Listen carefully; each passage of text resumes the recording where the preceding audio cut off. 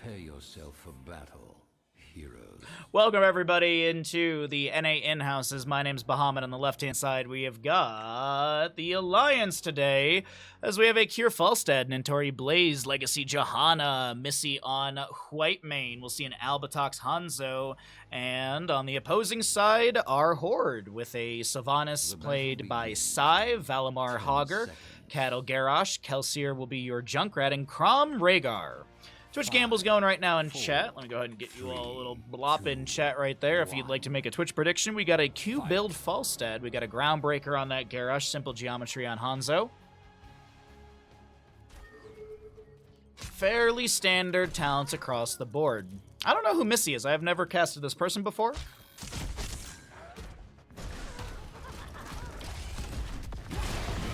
Good jet propulsion, landing on a Sylvanas. She gets the Haunting Wave, but Kier's got the read with the barrel roll over the wall. Can't believe it. The heal comes through in time from Rhaegar. At least I think it did, and that is going to be Sylvanas still able to get away. Cattle going in, trying to make something happen here. Gets a little self-heal with that blood craze, but first blood does go over to the side of the Alliance.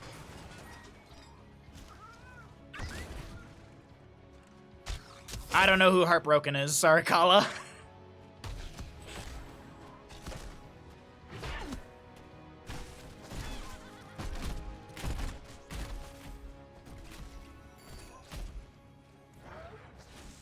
Alright, extra wound timers. We still have the Hogger going trait, the On the Prowl at level 1.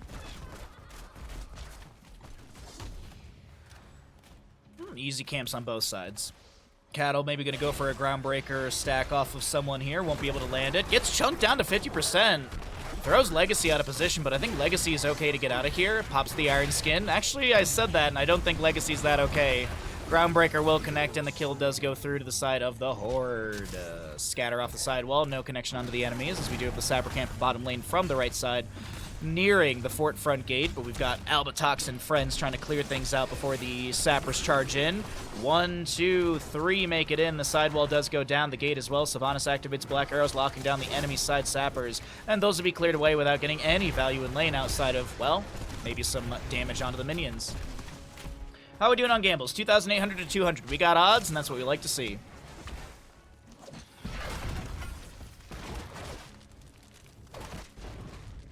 So I was peeking around the internet, and I was reading that apparently Sony is saving stuff for Summer Game Fest, and that's the reason that the Sony State of Play was kind of lackluster. And so I was thinking, I'm like, dude, what if Sony kind of sandbagged the State of Play, and they've got, like, that was, like, all their B games and stuff, and then they're going to bring Bloodborne into Summer Game Fest. Think about it, chat. I mean, realistically, though, like, if you have a State of Play and then you have Summer Game Fest the next week, I feel like if you had a Metal Gear announcement, or a Bloodborne announcement, or Forza, or whatever, you know, whatever the driving game is for PlayStation, I feel like you'd save it for Summer Game Fest. It's a bigger platform. It's a bigger stage. It's a lot more hype, I think. That's my copium, okay? That's my copium. I actually really do want Metal Gear stuff, though. That's the one thing I'm really excited for. Crom with the channel in the bottom lane. First objective phase will be a triple, as we've got 4 shots on the left-hand side. Blaze going to the left. We've got Sylvanas on the right. And it does appear to me that the Horde will be leading here in shots, as it will be 32 to 36 in HP. Johanna rotating up to top lane, or mid lane, sorry. Groundbreaker. That Chattering Teeth finds the Whitemane. Missy getting really low, trying to back away right now. Concussion Mine from Junkrat as an enemy toss onto Rhaegar. Puts him in a precarious position. Falstad with a huge hammerang. Missy and Rhaegar will be traded. Crom going down as we have a toss onto Cattle, or toss away from Cattle. Scatter Arrow going out. Concussion Mine maybe saving. Legacy still going in with the Condemn. Shield, I can't believe it. Like, what? Oh my god, a shield glare, anything. No, Legacy, it must have been on cooldown. Yeah, that's unfortunate. Oh my god, so close to killing Cattle right there. Actually, would it have killed? Because he did have, like, dumb amounts of armor. He had 70-something HP, but he also had, like, 40-plus armor. Bloodborne 3 confirmed. Yeah, they're just gonna skip 2. I found out an interesting fact recently that apparently Dark Souls 2 and Bloodborne were being worked on at the exact same time. I did not know that. That's probably why Dark Souls 2 is so bad. They didn't have their best developers on it. They were busy working on Bloodborne. Sorry.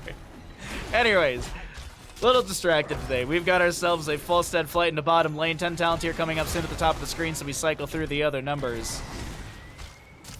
Scatter off the wall. Condemn from Johanna looking to step in here. One sapper does not make it in as it charged, but got taken down before it made it to the gate. We've got our single altar in the bottom of the map. Chattering Teeth chasing on to Cure. Albatox just eats that.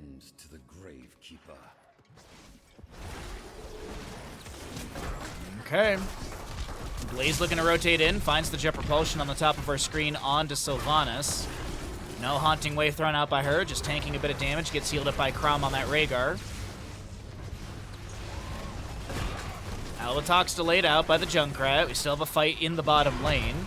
No 10s on either side. Toss on an Inventory. Activates the Pyromania. Turns around with the jet propulsion. Gets the splash stun onto Sai as well, and that is Garrosh going down. 3-2 in kills. Looks like Albatox is gonna get this channel finally uninterrupted. Legacy finds some Chattering Teeth. He's gonna take a handful of damage. Does Whitemane have enough heals? Absolutely. Little Giggle Beam onto Valimar here. Sonic Arrow over the wall reveals a few hearts. It looks like Sylvanas cancels, but Junkrat will completely hearth out. Gotta get himself that full mana bar.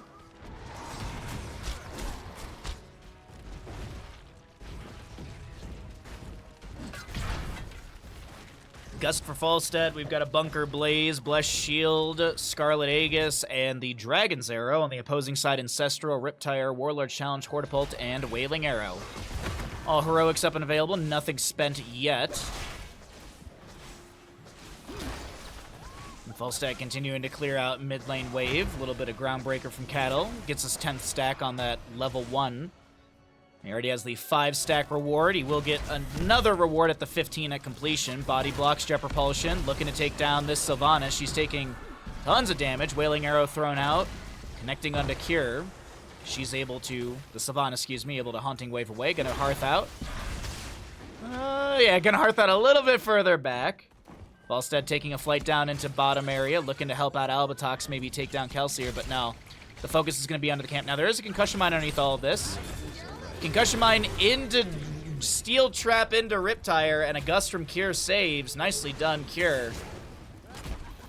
Able to aid his ally and steal away the camp. One Sapper does go into the fort front gate here. Double objective phase coming up next. Looks like our Sylvanas will hearth out again here through mid. Getting bullied a bit, not health bar.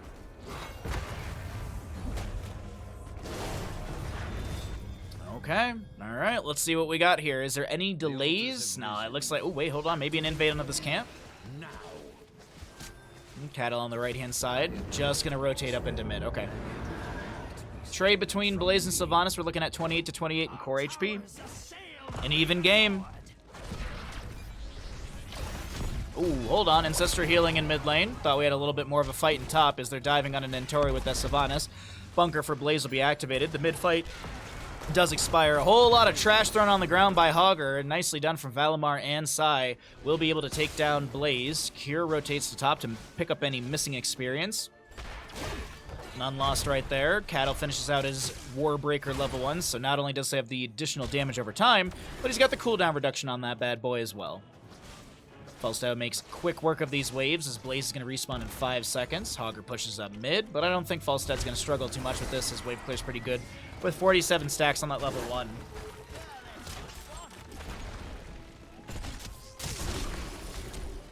Hanzo making, well, actually he's doing his best to clear out these waves. No explosive arrow level 4. Sapper camp on the right up in about a minute. Looks like Hogger stays in top. The allies will grab mid. Blazes respawn. Next objective phase will be double in the center and bottom locations. And down there as well. Even kills so far. Cattle stepping up, looking for a Groundbreaker onto Legacy, or looking for more onto Legacy as he landed the Groundbreaker. Nothing else to be found. Falstad barrel rolls in. Decent damage onto Cattle. Cattle trying to back away. down to less than 50% HP, but he's got 34 armor. Gets a chain heal out from the Rhaegar. Ancestral up in 10 seconds. As Legacy steps in with a Condemn, more pokes out from the Johanna with some shield glares. I guess more dismounts than anything else. Bless Hammer was that level 13 pickup for the Johanna. We've also got that Subjugation. Gust to force back the enemy, and that should be enough room for Albatox to get the channel here. My apologies. Looks like Blaze did go down in the rotation down into mid from top. Falstad, I think, yeah, they're just going to give this. Okay. So shots will be traded. 24-24. Still an even game between both these teams. Falstad picks up the missing soak that Blaze will not be able to grab, since obviously he's going to be dead for the next 16 seconds.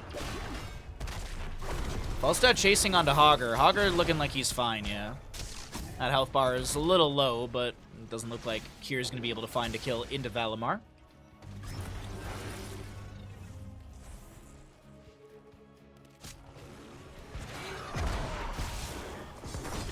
Nice barrel roll away from Kyr, throws a Hammerang back, gets a few more stacks on his level 1. Trying to pick up even more off of Sylvanas in mid, and does find those 3 extra. Cattle steps up onto the camp. Gust is up in 4 seconds. Bunker as well. Steel Trap finds a Blaze. Haunting wave through. Kyr barrel rolling in. Gets a cleanse out from the white main. Albatox gets displaced off that point for a moment. Valimar Hortipult's in. Scarlet Aegis activated. Staggering Blow doesn't push anyone back. And Valimar's able to get this Hog Wild out. What's up, Ninja? You used the bathroom and forgot to gamble? Dang. What, did you fall in the toilet? Sorry. Sorry. So stupid. So we have a Toss Warlord challenge into Kyr. Riptire from Junkrat will be activated. Kyr's able to barrel roll away. Sylvanas diving in, as well as Crom, and a bite to the face is going to assist in the kill from Sylvanas. Falstad does go down. A Condemn from Johanna, looking to still back away. No subdone from Legacy. The Jet Propulsion from Blaze being pushed back by a concussion mine of Junkrat, and the Dragon's Arrow will go wide of the enemies. How was the wedding yesterday, Ninja? 69 stacks for Falstad. Nicely done. Good job, Kyr. And we got a triple altar phase coming up. This should be the phase where a team pulls ahead. Mathematically, one team should be ahead after this.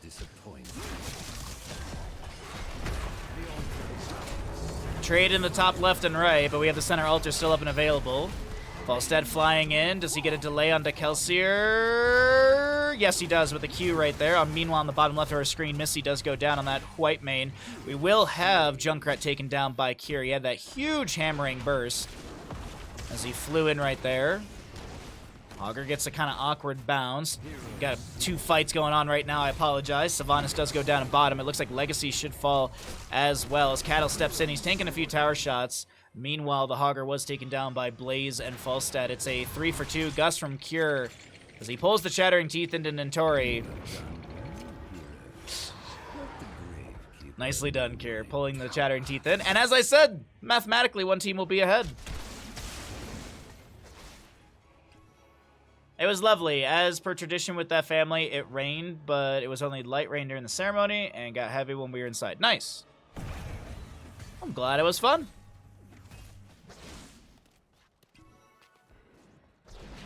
I mean, if anything, that rain is like a good sign for them, right? Maybe it'd be a bad sign if it didn't rain. It leads to the battleground center. Use it well. What? I mean, I knew I could do that. If the brother has rain on their wedding next year, then the 5 siblings will all have had it. You know if it doesn't rain for that brother, those siblings are gonna constantly be like, oh yeah, you're gonna be the first one to get divorced. You know that. You know that there's like that's just dumb sibling stuff. Oh, it didn't rain during your ceremony, Jeremy.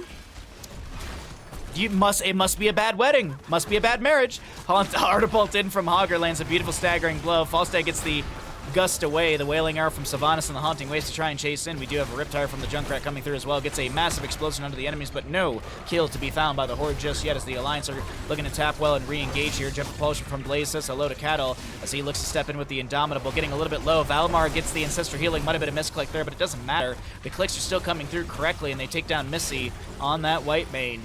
Legacy looking to back away.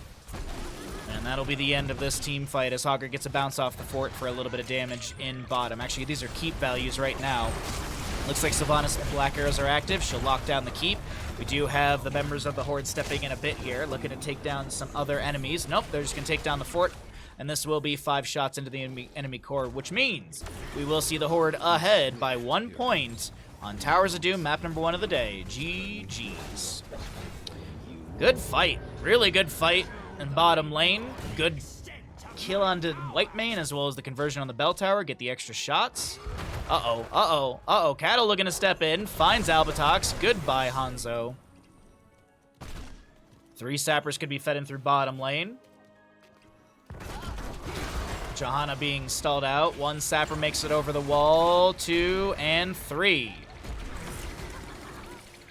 Meanwhile, over at top lane, Cure and Nintori are maybe looking for a potential kill onto Valimar. Uses the Hortapult to back away. Big hammering damage out from Cure as he's got 91 stacks. Maybe looking to put some pressure onto the fort. Junkrat still chilling in bottom lane, rotating out.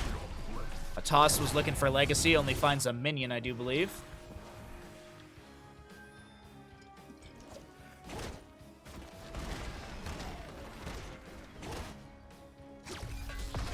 Stim activated from Blaze. They really want to take down Hogger. He's got the level 20 no control, activates that. Cattle going in with a Groundbreaker. Gets gusted back by Cure. Legacy being displaced. Nice Ancestral healing onto Valimar. Gets the Farseer's Blessing splash to some allies. Riptire from Junkrat. He didn't go extra oomph. Looking to maybe confirm the Johanna, but he turns this around and says, you know what? I can use it on the Sapper Camp for top lane.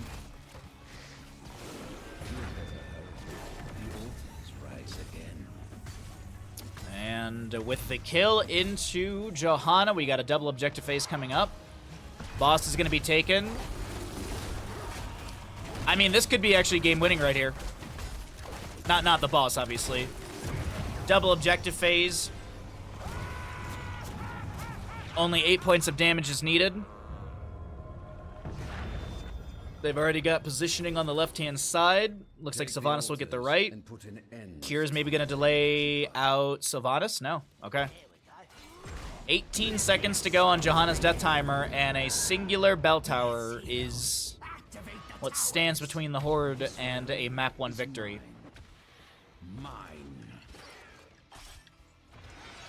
Hogger looking to tap the channel. Johanna up in 3.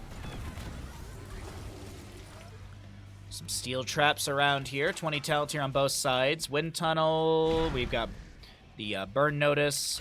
Blinded by the light. Oh, no. They're going to give this? Okay, they give this. Feel like there was some miscommunication on the side of the Horde right there. Hogger started going to top lane. It's not over just yet. Whoa! Okay, Cattle is going to be going down. Wailing arrow from Sylvanas. The bunker comes down from Blaze. Windrunner from Sylvanas, level 13, allows her to get away.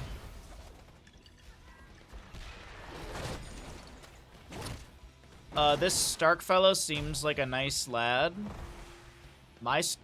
What? Stark TV is a wonderful lad.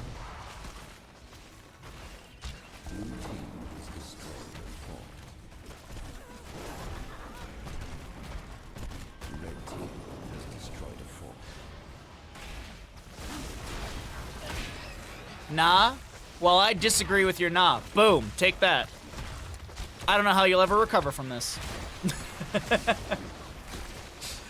It's 7 to 10 in kills, and the Alliance are looking to rally here with 3 HP remaining on their core. 3 minutes to go on boss.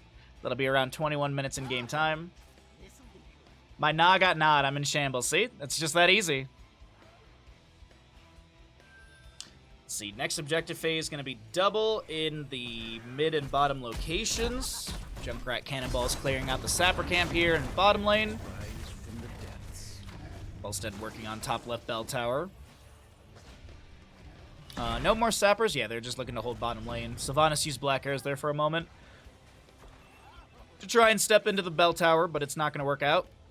The Alliance got to defend around 2 objectives. Let's see how it works out. All heroics are available, by the way. Shattering teeth in the bush. Johanna eats that.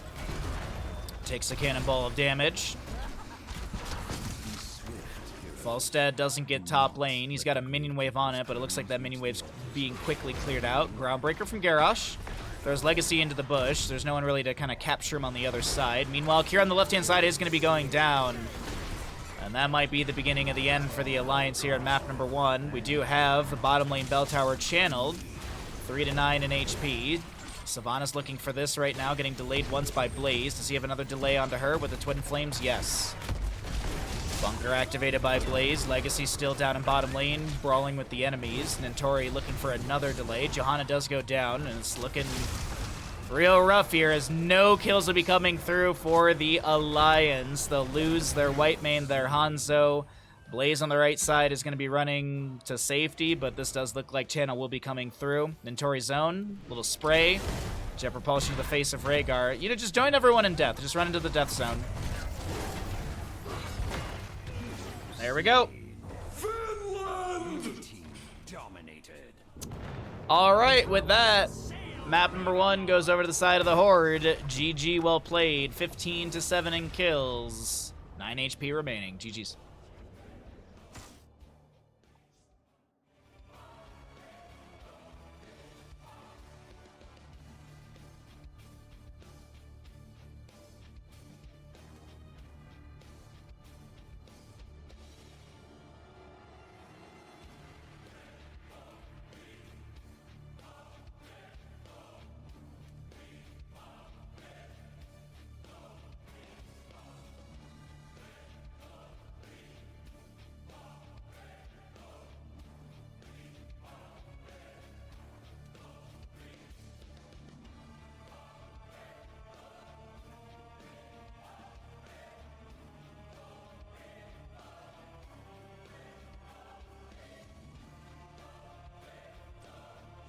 Big payout to the Horde Believer.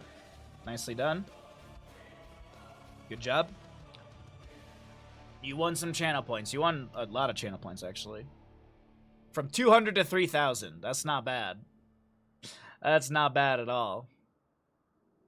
Wait, the Nickelodeon is watching my channel? God dang. Well, I'm famous. Alright, let's get set up for another game.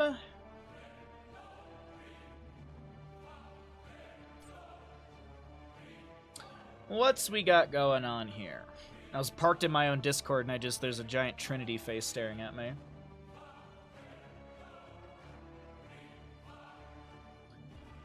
Alrighty.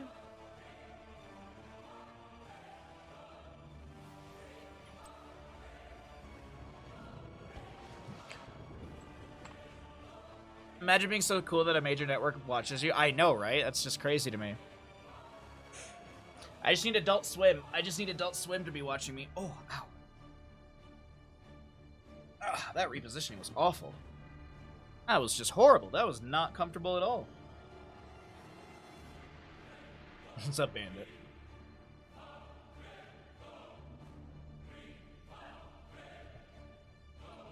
Alrighty, well, happy Sunday, everybody. Hope you're all doing well. Hope you've been enjoying your weekend. Hopefully you have a fun week ahead of you. I seriously cannot wait for Friday this week. I'm so excited. I'm so excited for Friday this week. I really cannot wait for for Summer Games Fest. Oh, it's gonna be so good.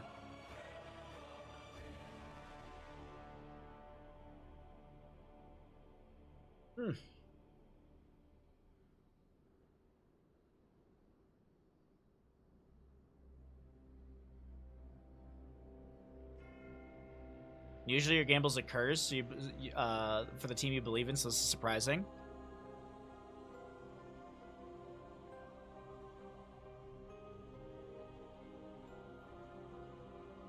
Maybe you've turned a new leaf, Nickelodeon. Maybe it's the dawn of a new month. It's the dawn. That's it. That's it. That just has to be it. Alrighty.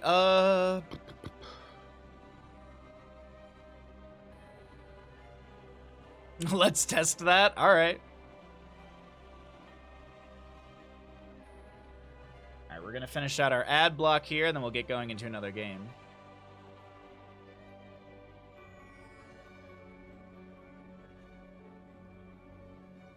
This gazpacho soup is boiling. All right. That all looks good. That all looks grand. I don't know. I just repositioned in the chair, and my back is just not feeling good today. Oof. Oh boy. Hopefully we don't have to end early today. I would prefer not to have to end early, but if my back hurts, my back hurts, and that is, oh, that's the worst. All right, let's get going. Another game coming at you right now as we have on the left-hand side the Alliance.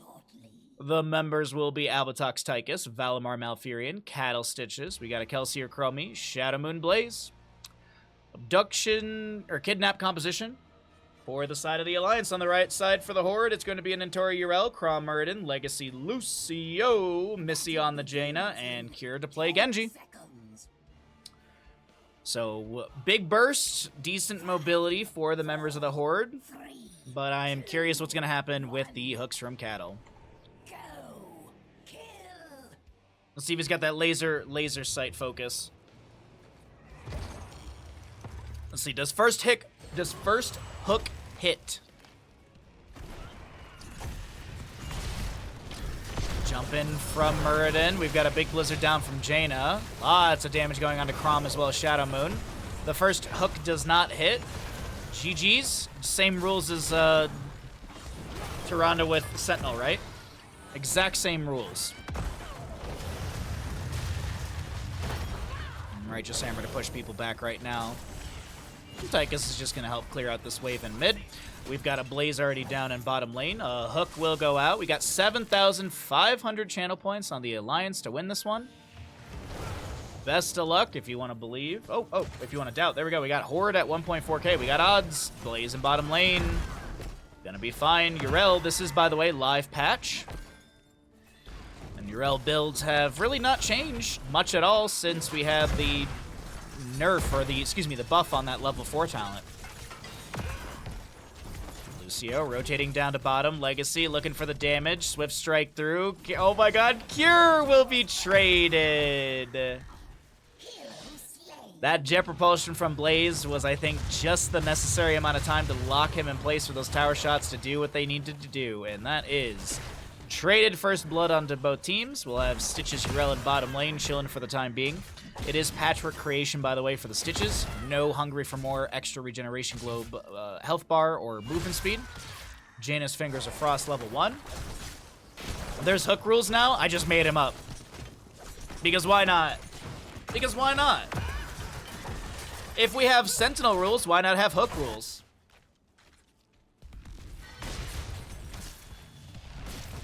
We could have Zool rules as well. But we don't get a lot of Zool, which is upsetting. Levels here is 4s for both. Man, brain today. Level 4 is here for both teams right now. Tychus with Master Assassin. We've got Incinerator Gauntlets. Reverberation. Pretty much standards across the board, nothing crazy to note. Shuriken Mastery for the Genji. As the mid lane wave will crash onto the fort front gate in favor of the Alliance. Jaina with a nice blizzard to start clearing things out. Kier jumps in looking for a few stacks as well. There's also Juice Pirate rules now in-game. Yeah, there's also Juice Pirate rules. Apparently it's illegal to play fun things if you, It's just illegal. Apparently it's illegal to play fun things.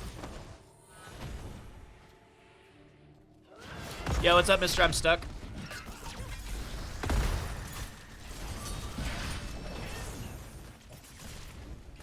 Something. There's stated rules about B-stepping, but I don't remember ever reading a rule about Juice Pirates.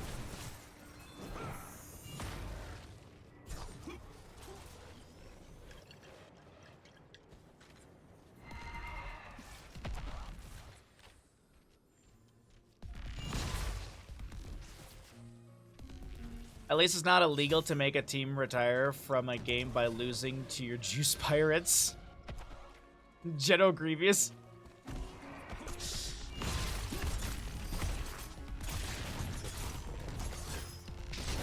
It is now illegal to play HOTS. It is, yeah, that's what I heard too. Hey, I mean, StarCraft 2 is going to be at the eSport World Cup. HOTS isn't, so just shows which of the two games is really dead.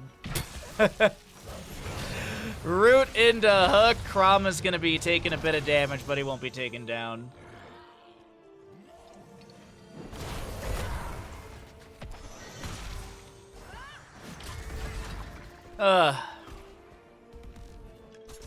Imagine timing out a viewer because you disagree with what they said in Twitch chat, even though it wasn't actually anything timeoutable, offendable. Imagine abusing your powers.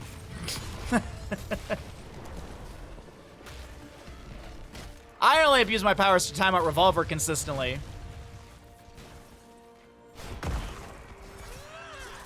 Anyways, we got Nintori currently trying to turn in. Nintori's gonna be able to rotate into mid, just getting poked at here and there. There's really nothing major of note outside of just rotational poke between these two teams picking up gems. We've got enough for a turn in between both sides. Blaze down in bottom lane. Chromie with Time Walker's Pursuit. Does discover actually Missy here in the rotation. And Jaina tries to wiggle out of that damage, but does take quite a bit of blasting from the Chromie.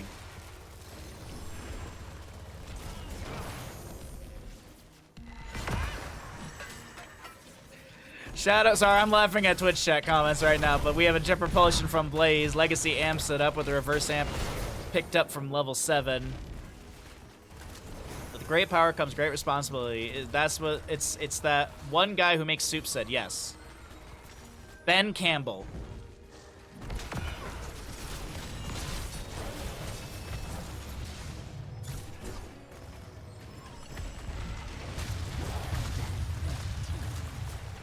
He who must not be... Voldemort streams? You can say Voldemort, I'm stuck. Voldemort, I didn't know Voldemort streams. That's crazy. Time stop on Burden. He's stuck inside the slowing sands. Cattle lands a beautiful hook as Kier tries to swift strike away. Legacy is going to be gorged. Will they be able to get over the fort front gate? No, not really, but Legacy's still dead to tower shots. Nexus Forces finding that third kill for the Alliance. 10 Talontiers here. We didn't really talk about heroics or anything like that. Commandeer Odin, Gorge, slowing sands, bunker. Malfurion's holding level 10. I'm assuming it's going to be Twilight Dream. No, he's going to go into Tranquility.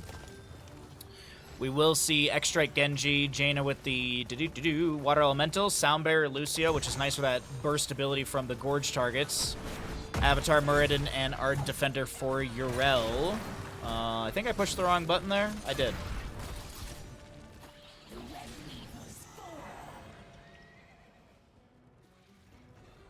Okay. Webweaver phase has expired. That was the first Webweaver phase of the game. Currently, the Alliance has dang near back-to-back turn-ins, and bottom lane there's a potential gank onto Cattle. He's got 34 gems. Looks to turn around for a quick hook onto the enemy. Doesn't find anything. Gorge was not available. Kelsier with the channel. Delayed by Genji. Not in time. Jaina with the camp on the right-hand side.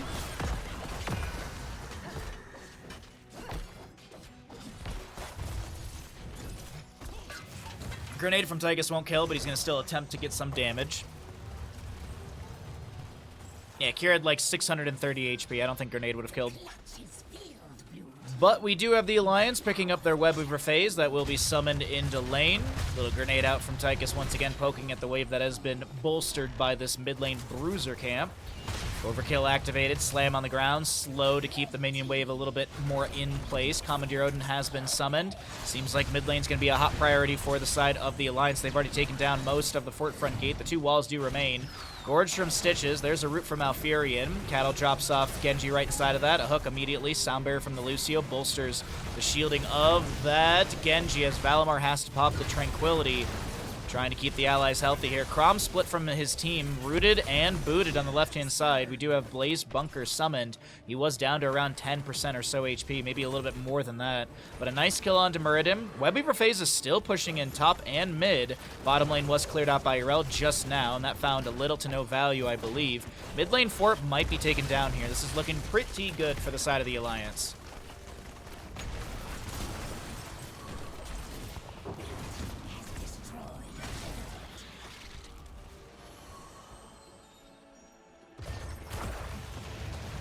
right, Albatox and friends will clear out this wave. Genji jumping in with some shurikens thrown back. Does have Shuriken Mastery finished out. 6k on Jaina's level or baseline ability. 3 stacks for that Master Assassin. But as I mentioned, it's double turn in territory for the side of the Alliance. Who's got the vast majority? It's going to be Cattle. Rotation to bottom, lands a hook on an Nentori, slams slowing a little bit here, but no Gorge to follow up. A grenade from Tychus pokes at Nentori. There's a well tap, maybe a re-engage. Both teams have enough for a turn in. 69 gems in the pockets of the Horde currently as the reverse amp will go out. Cattle taking a lot of damage, trying to get out of this alive. X-Strike from Genji to chase him down. Sunbearer from Lucio bolsters Legacy's bar right there with some points of shielding. Malfurion gets the Tranquility activated, but I think Albatox is done and dusted as Tychus does go down. Shadow Moon was summoning the bunker a little bit late. Genji on the top of our screen was harassing in the backline out of Kelsier, but Caterpillar around to help out and push back the Cybernetic Ninja. Fishing Hook looks for Missy, unfortunately unable to connect onto the Jaina. There was some joke with Missy and missing, but my brain was like, nah, we're good. It's still too early for me. Crom slowed a little bit. Cattle looking to chase onto this Murden. A hook to the side, trying to read the direction. Doesn't find anyone. And here come our Red Web Weavers, all right. The Horde will be summoning Web Weavers to push top, mid, and bottom, but what are they, the team, going to be prioritizing? Maybe a Blaze kill in bottom. Righteous Hammer finds no connection.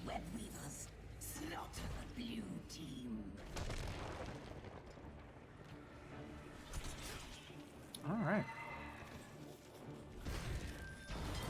I'm just waiting to see what the setup looks like right now, because it's just kind of Web Weaver descent. Teams are turtled, or at least the Alliance is turtled a little bit. Commandeer Odin has been summoned. Kata with 50 gems currently stepping up, and we'll be able to slam through this wave and clear out mid lane Web Weaver with the help of that Commandeer Odin. Chromie throws down the slowing sand, which today I learned does not slow down the main Web Weaver whatsoever. At least it didn't seem like it was. No, it doesn't slow it down at all, huh? I guess it makes sense. It's an objective. X-Strike from Genji. Cattle gets a nice big chunky heal. 56 gems have been dropped. Albatox moves to the side, picks those up. Slowing sand where the gate used to be, making it a little difficult to back away, but Murden and friends take out the sidewall and such. That's a lot of damage onto Jaina. She slept for a moment. Albatox thinks he can step back in and find that last little bit of damage. Unfortunately, unable to do so.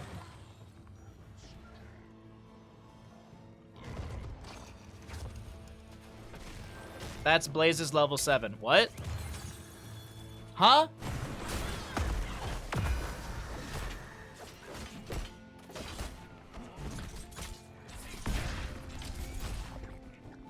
Okay. Huh? What? Anyways, Birded looking for a turn in here. We have got 57 on the right-hand side, 12 in the pocket of Crom. It looks like Nentori that Urel has the vast majority.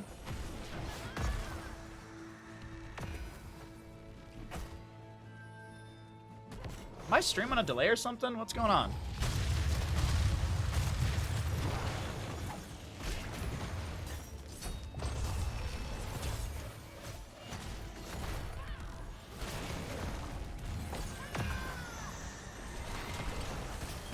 Well, 16's on both sides right now. Cattle gonna be able to tap well. Still looking for a turn in on either side. A hook will connect onto Crom. He's gonna be able to dwarf toss away. Shadow Moon may be delayed by Legacy. Absolutely. Reverse amp activated. Shadow Moon going for another channel. Nentori, that Urel I believe is being delayed up by Chromie in the top turn in. Seems like that'll be given up as Urel goes to clear out the mid lane wave.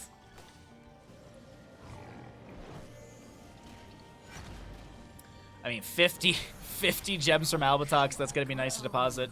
I still think that, like, yeah, there's... actually, it's not that bad. 25 Malfurion, 25 Blaze. I thought there was a big chunk on one hero right there, but it's split between a few. So blue Web Weavers will descend. Blaze in bottom lane being harassed by Cure. Shadow Moon going to heal up a little bit. Actually, not a whole lot of damage was dealt.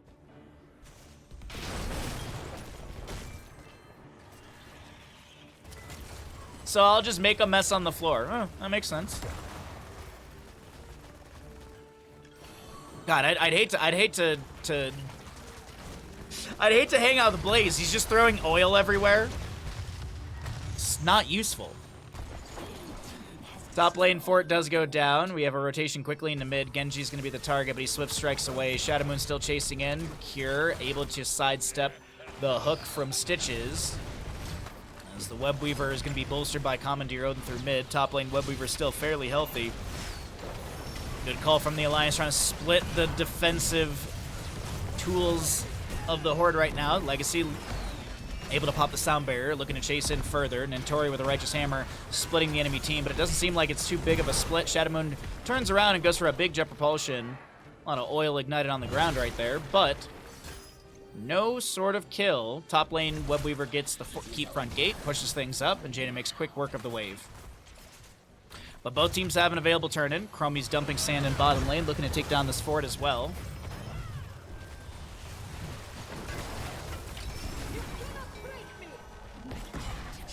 If you insult oil anymore, America will be after you. That's true.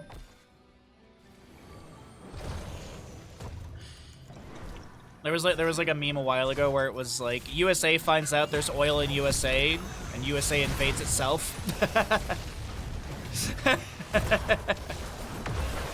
Slowing Sands down the ground. There was a Lucio Gorge, and he does go down, but Blaze on the right is going to be taken out. We have a hook onto Nentori. Kata looking to step up and pick up those drop gems from earlier. Another slam on the ground. Chromie with some decent damage. We've got that level 16 Pulverize for that 70% slow for 0.75 seconds. As the turn-in... Cattle's the one who's got to turn in right now. He's got 43. This is the United States calling, yeah.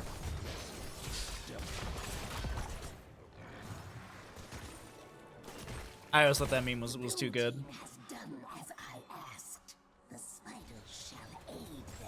Okay. Well, 20s are almost here for both sides. Chromie's already got a level 20, and that's going to be that Piercing Sand. As I mentioned, Yrel build really hasn't changed at all since we had the patch. I mean, we still have Righteous Momentum, we still have Hand of Freedom, we're still seeing Templar's Verdict, even though Templar's Verdict was nerfed by 5 armor and 1% on that maximum health. So from 20 to 15, 6 to 7, or 7 to 6.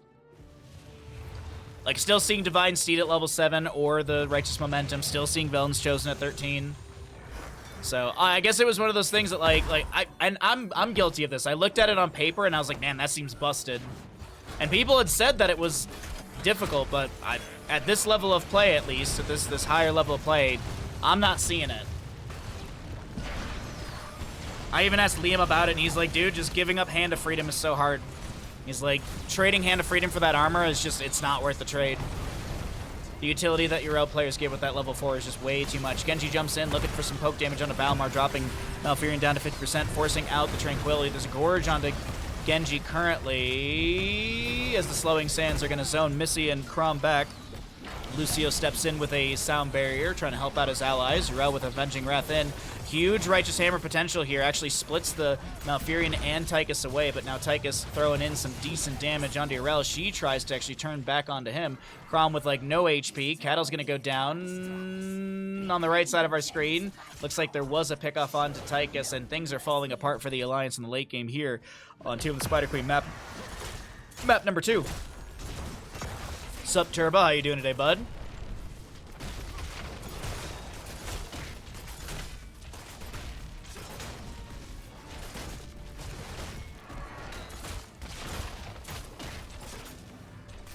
Okay, boss is going to be taken down. Jaina!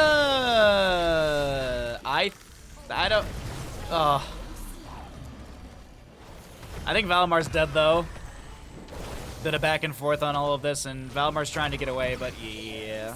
I will say, boss is grabbed to the right-hand side as well, so a little bit of a split on these moments. There was a kill onto the Jaina, but of course, pick onto Malfurion's not too bad. That delayed death for the side of the Horde.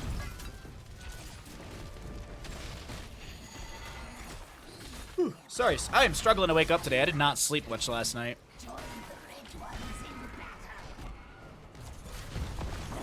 And not by my choice either. Big surprise on that one. Red Web Weavers plus the boss in top lane. Decent potential here for a game-winning push. Jaina dead though, still for 15 more seconds. A lot of siege damage that's not available. I don't know how that didn't hit Muradin. That, like, I was like, okay, we're on track for a Muradin hook, but no, not the case at all. And it doesn't look like this will be a game-winning push. They're gonna push things up in top. Mid lane fort should go down. Bottom lane fort being absolutely eradicated currently.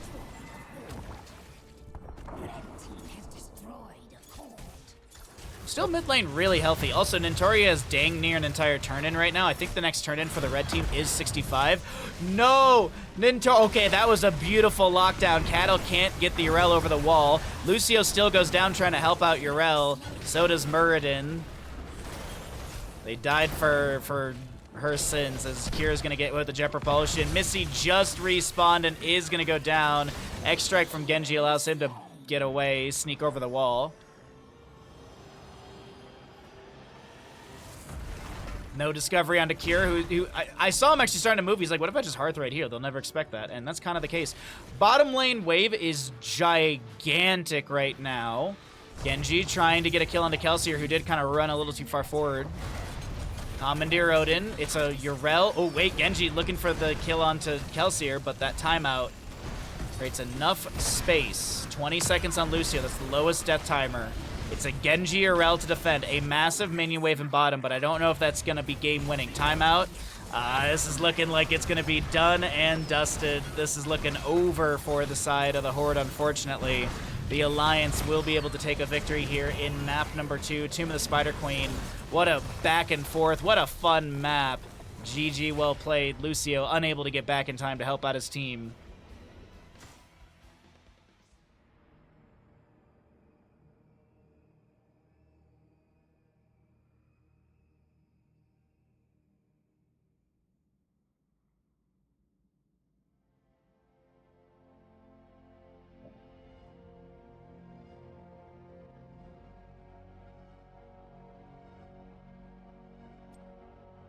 All right, choose outcome. The Alliance did win Tomb of the Spider Queen.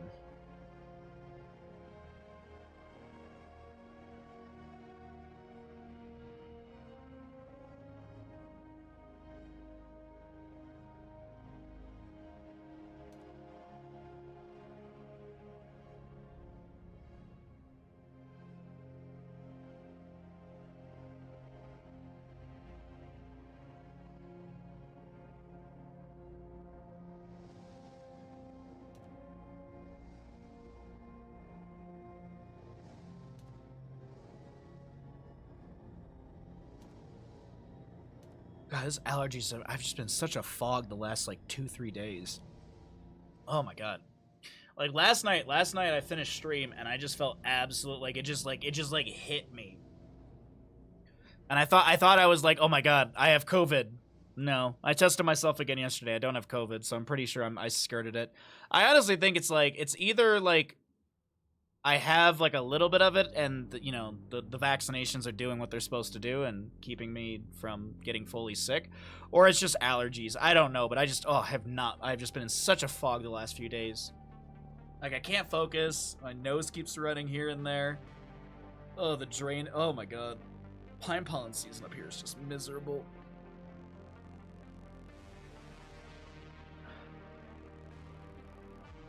I can't believe you failed the test. It's not the first time. It's not the first time.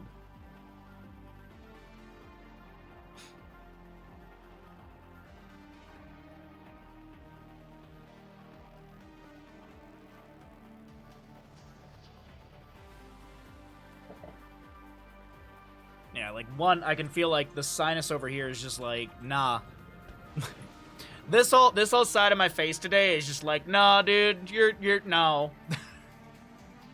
I can breathe through my deviated septum nostril today. Can actually breathe through one nostril completely. The other one's just stuffed. Yeah, I can, yeah. Oh, man, dude. Oh, God, I hate pine pollen season so much. It's so bad up here, because no matter what you do, like, I can take allergy pills, I can sit here and blow my nose, I could do whatever Afrin or whatever. It's just still misery. You just suffer through it, and you just try and make it out. At least it's fog though. At least I'm not like super congested. I just have that fogginess and also slight headaches. I think that's just lack of water right now.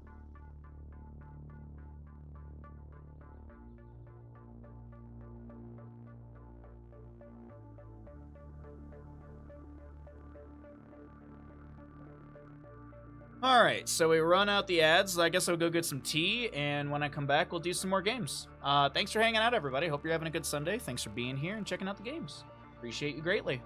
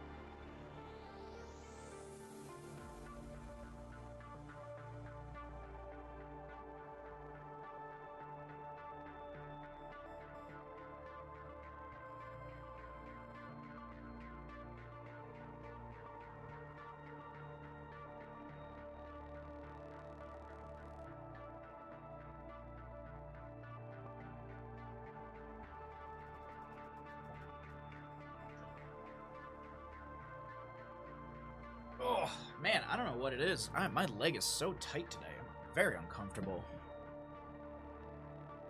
I don't know what I did. I'd never know what I actually did. Alrighty, so that's all set. That's all good.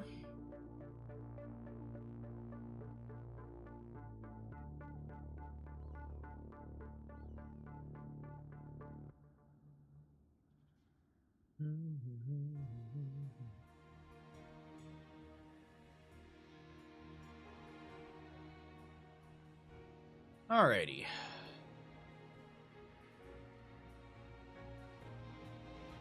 You woke up with the worst Charlie horse?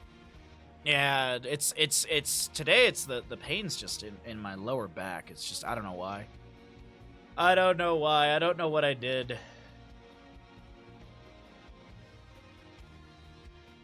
It's very possible I could have slept weird. I don't know. Like with this spine injury, it's just like literally day by day. Some days I'm good, some days I'm bad. The bad days, we just try not to overdo it. The good days, those are the days we try and actually, you know, do stretches and workouts and stuff. And typically that doesn't, like, make the next day bad, typically. But you just never know. What's up, Kel? How you doing today, bud? Gardening? What are you gardening? Are you gardening with Snoop Dogg? Or are you gardening with Martha Stewart? And by gardening with Martha Stewart, I mean do insider trading. Let's go ahead and go to Alterac Pass. I apologize, everyone. I'm in such a fog today. I'm really trying to do my best to kind of focus here and there, but I'm trying. I don't know if you can hear the struggle in my voice, but it's there. All right, let's do it. Another game. Let's get into map number 3. Remind yourself that overconfidence is a slow and insidious killer. Oh, I mean, I know that, but I don't have any. Oh god, my throat's so dry. You're being very entertaining while I do Archipelago. Well, I'm glad to hear. Thank you very much. What do you what's your Pelago game? Are you mixed in with Lard, or are you doing your own thing, Stark? Planted some Carolina Reaper seeds, repotted a tomato plant, a lemon tree, and various other pepper plants. You repotted all those things? I would love to be able to grow some sort of fruit tree up here outside of apples. But then again, growing a fruit tree up here is not dangerous, but you're just welcoming bears into your property.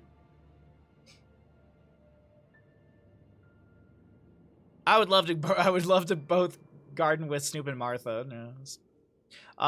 Me, Lard, Amber, Chess, and Chess's sister. Dang! That's a lot. Figs? I don't like figs. I don't like them. That'd be like growing something just to grow it. What I really want to do is there's a spot in my front yard that gets a decent amount of sun, and I'd like to put some sort of like, I'd like to put some sort of cherry blossom tree or a tree that actually is not green. Like I'd like a tree. There's a Canadian, is it like Canadian maple or something like that? There was a tree that I saw. No, not Canadian maple. There was a tree that, like, the leaves turn, like, dark crimson for most of the year. And I was like, oh, dude. I love the idea of having plants and stuff that aren't just green. Cherry tree? Oh, do cherry trees do good out here? Cherry tree, growing.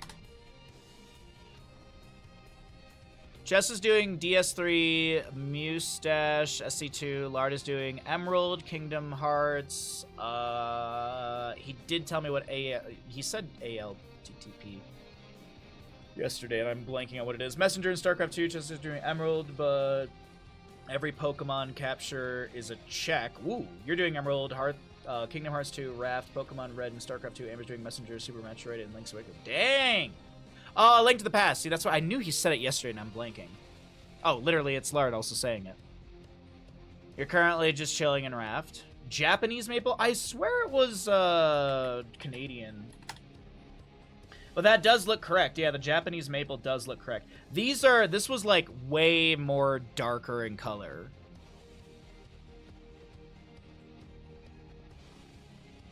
Blood Good Japanese Maple. Okay, that just sounds like a metal band. Blood Good Japanese Maple? I need it.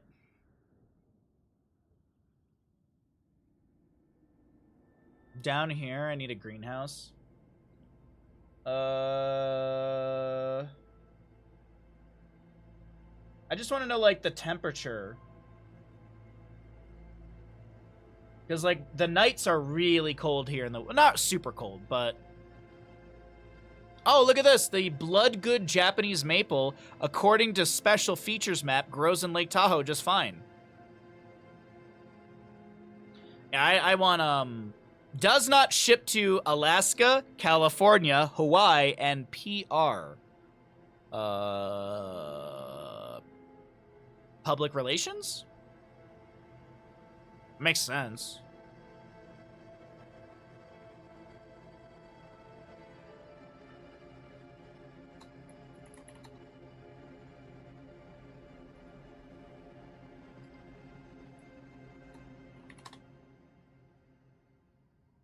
Puerto Rico? That would make sense, Stormseeker. That would make sense.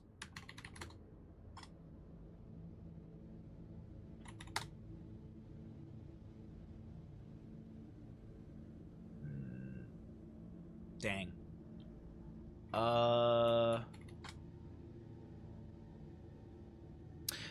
took a photo of the tag on the tree a long time ago, and I thought I could just literally look up the word tag and it would show up. But that's not the case. I'm trying to skim for it super quick if I can. I don't think it's gonna show up here easily. There's a photo of a bear. Now, I'll have to go digging for it at some point. Anyways, let's do some more HOTS casting. Let's do some more HOTS casting. Is it a red maple? I swear Canadian was in the name. Wait a second. Maybe, what if I... Hold on one second. One second. Hold on. Search.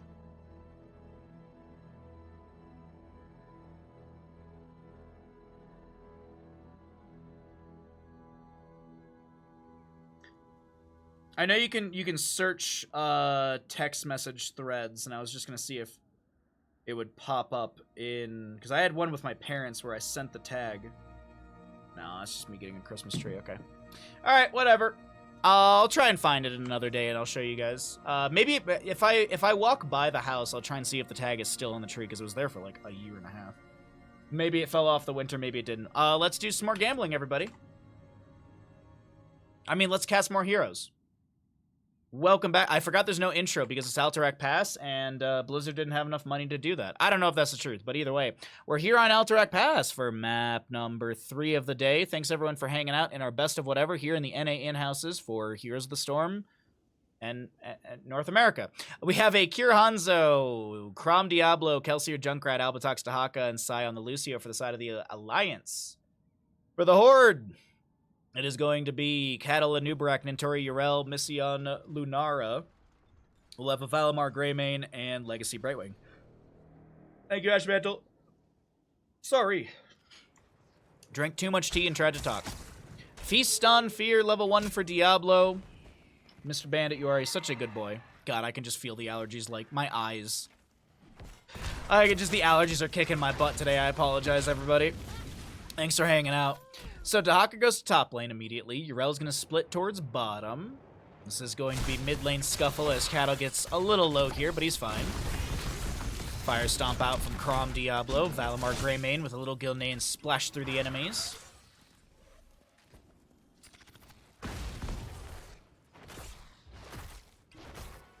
Okay.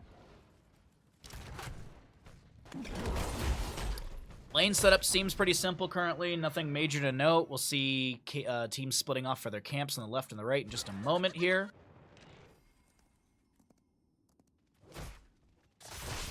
And nothing crazy to note at the start outside of, I mean, we got tissue regeneration to Haka, so he's no enhanced agility on that one. Simple geometry. Hanzo, I already mentioned the Feast on Fear. Lunara will go into Hippity Hop, so no, what's it called?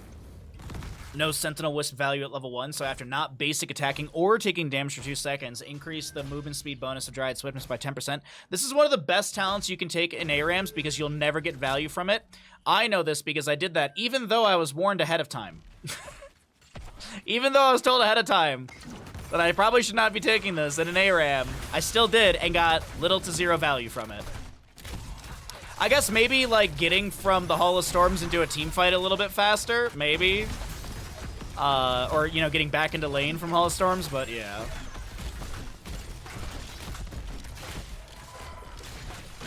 You're allowed to cast abilities and allowed to walk, yeah.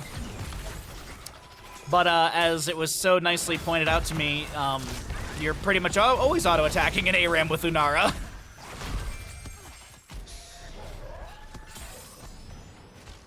Zero value is what real HOTS players strive for. Sorry.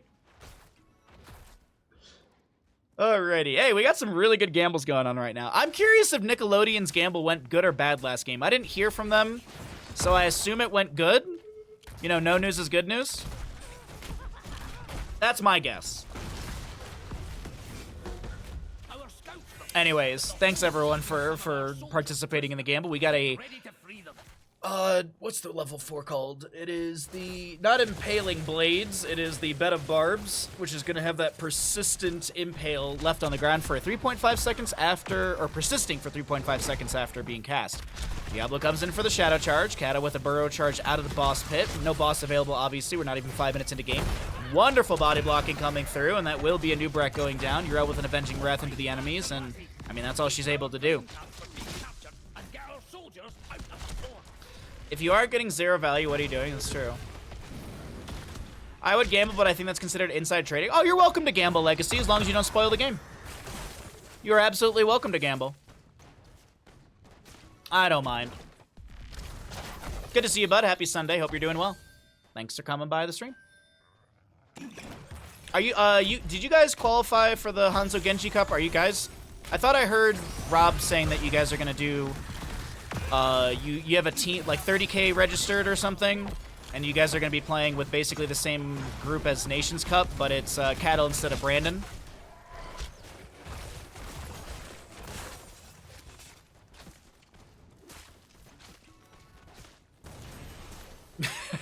Stark said it perfectly. Cattle is going to be trying to break away, gets the phase shift from Legacy. Peekaboo level... Oh, no, sorry, not Peekaboo. Sorry, I thought I saw that value. But no, it is Soothing Mist, Critical Mist upgrade at level 7. And as I mentioned, yeah, like, the one thing that I've been kind of really keeping an eye on post-patch is the Yrel build, and it still seemingly has not changed. That Avenging Wrath level 4, not prioritied.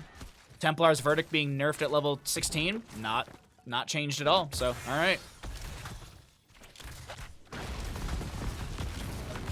Best of luck to those that predicted. Let's continue into Alterac Pass. We've got a Junkrat waiting a little early with some of those attacks. Same thing, by the way, with extra wound timers. This was nerfed from 120% to 100%. Still the most picked level 1 talent that I've seen. We have seen different Junkrats in different leagues because we have been doing some Heroes Lounge casting, and you know, there's been some blow 'em up level 1 picks, but it still is extra wound timers. A little bit of channel time will be picked up by the Horde, I do believe. 28 seconds on that objective phase, but it's already canceled out. We got Impaler Camp, or the Null Pack Camp for mid lane. Lunara Wisp in the bush just above, Dahaka chilling below. And as I mentioned, she did go into that hippity hop level 1, so no Sentinel Wisp value for that extra vision when the Wisp is inside of a bush. I would expect this to just be Null Packs to be cleared out without much value into the structures. Little Gine Splash from Valimar right now. Did go into Wizened Duelist level 4, or level 7. 97 souls for Diablo. He did go Devastating Charge level 4, which is going to give him souls for making that collision into the wall. And currently Diablo is 2 souls away from having his respawn, or his buyback, if you will. I wonder if it was ever messed around with Diablo having this as an activatable rather than it being an auto trigger.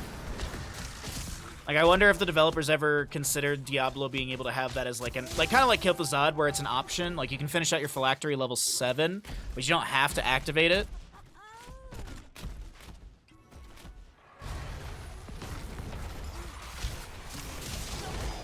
Shadow Charge in with the Apocalypse activated as well. Unfortunately, no connection onto Cattle. High five for Lucio, Isolation, Riptire, and the Dragon's Arrow on the opposing side. Blink Healed, Curse Bullet, Leaping Strikes, Ardent Defender, and Cocoon. Let's cycle through the other numbers. Dahaka Brush Talks in. The fight does continue. The Horde, or the Alliance, getting good channel time here. They will break out, and it's going to be Vandar Stormpike summoning his cavalry against the Horde. Kind of perfect that we have Horde and Alliance on this map. So Drekthar and crew preparing defenses. Mostly just the crew. Drekthar just kind of chilling back over here doing nothing. You're trying to chase down Nintori. He stepped up a little bit here. Nice agility over the wall. Drops the Dragon's Arrow below. That creates a little bit of space.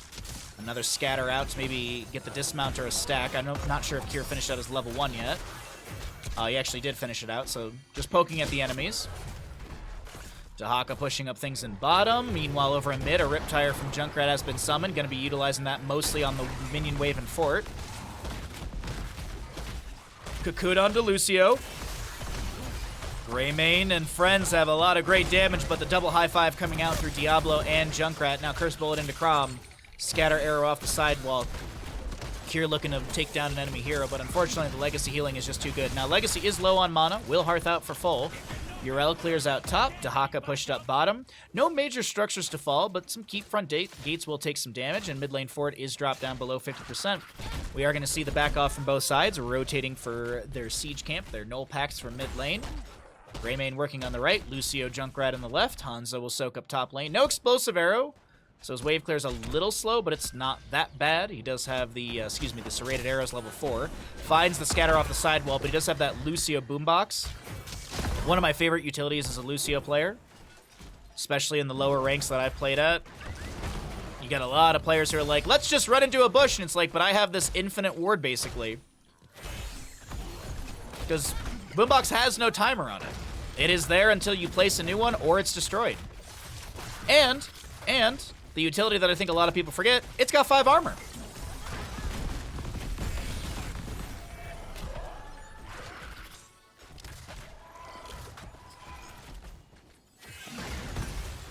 Okay, so we'll have 13 almost here for the side of the Horde in a moment. They'll pick that up off this top lane wave, as well as bottom from Lunara. We've got bosses up and available, but our next objective phase is here. It's going to be 40 seconds of necessary channel time. Maybe a kill onto Urel on top. I do see a big attempt, or at least a big rotation from a few blue members, but no. No. Nintori's able to charge that Righteous Hammer. Dragon's Arrow down into mid lane. Soothing Mist from Legacy activated. Tries to blink away. Gets over to an ally. Gets hit with the Riptire. Dahaka Brushtalk flank on the right-hand side. Lucio out of the cocoon. Gets a high five over to Albatox. Lucio trying to back away. We'll be able to wall right out of here, amping things up. Diablo Shadow Charge on to Greymane, finds the kill. Scatter off the sidewall, phase shift from Legacy, bolstering the health of Missy.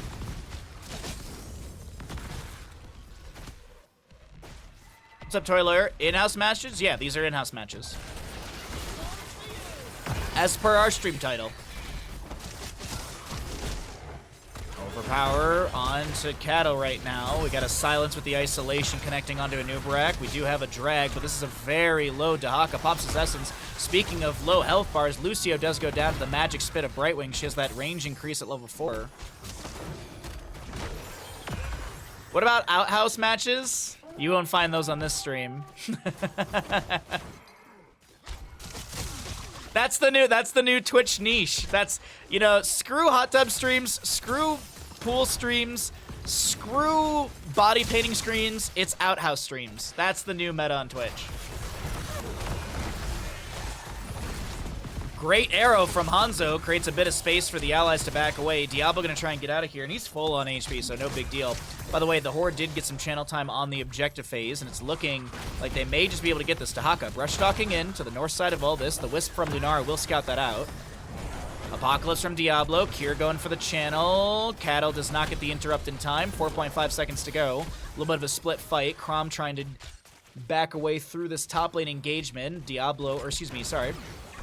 A Nubrak does go down. Diablo will fall. Traded tanks. Polymorph. Kelsier got turned into a crab. High five by Lucio, and Sai will be able to save the moment. Concussion Mine over the wall to try and delay things out. Diablo, by the way, did have souls. He's down to 25, and he's already respawned on the map.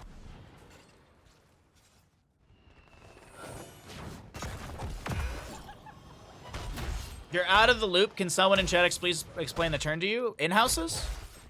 In-houses are pretty much just games that are organized in-house, in Discord. Like, this is not a league or anything like that. It's think of it like this way. Think of it like pickup league with sports. You know, like people go to a local park and like 10 random dudes show up and they all play basketball against each other. Think of it like that. Except this is for a video game, and it's players of all near same skill level who would like to play against players who actually want to play a competitive map. So rather than queuing in a Storm League and getting someone who's got a donation to play Murky again, you actually can get a 5v5 with people in comms. The way Heroes of Storm is meant to be played. A team-based game. Communicating. I believe that is a simple and easy breakdown. Greymane goes in, decent damage on a Chrom. Dragon's Arrow from Hanzo tries to create some space, and Kier's unable to help out his ally. Now the Leaping Strikes come through, and Kier's the one to go down. Or was it Cocoon on to Lucio? The Riptire coming out from Junkrat, trying to push back the enemies, creating some space for Lucio to be able to back away. What's up, Baba?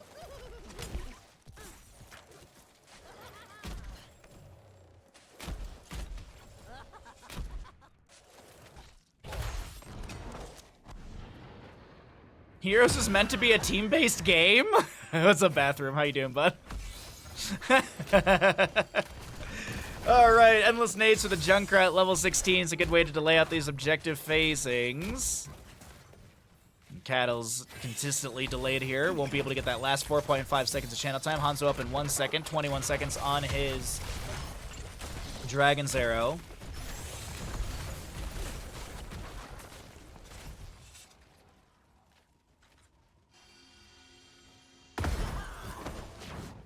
Okay, thanks. You're welcome.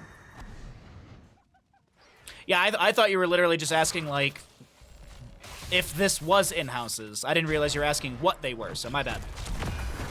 You have no idea how many people come in here and, like, is this live? Is this NA in-houses? What region is this? Is this EU? Bahamut, why don't you play EU? Bahamut, did you know that Lunara's level 13 is Super Sleeper OP? Why does not everyone play Lunara? Is this Patrick? No, this is Patrick. Oh, okay. So, I actually legitimately did see that Reddit post like a day or so ago. Yo, Lunara's level 13 is Sleeper OP. It's like, okay. Diablo activates his Apocalypse. We got a Riptire from Junkrat taking down Legacy Brightwing. Valimar now trying to back away the isolation onto Cattle as he's bopped around by Dahaka with the Lurker Strain. Junkrat will be taken down by Lunara. Unfortunately, Anub'arak does fall as well, so it's a 2-for-1 favor inside of the Alliance as a Righteous Hammer from Nintori pushes back the Diablo Shadow charging in, but Sai has chased down, but no kill. Lunara's Abolish Magic. Right? That's level 13, isn't it?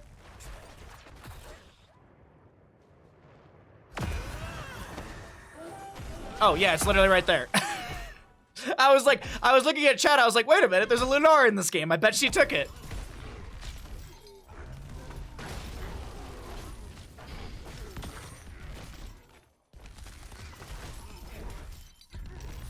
Alrighty, well, either way, we've got Channel coming through. Brightwing, she'll be up in 2 seconds. Phase Shift is available. Curse Bullet onto Crom. That's a lot of damage onto Urel. She pops the Ardent Defender. Drag from Dahaka. Connects as cleansed away by Legacy.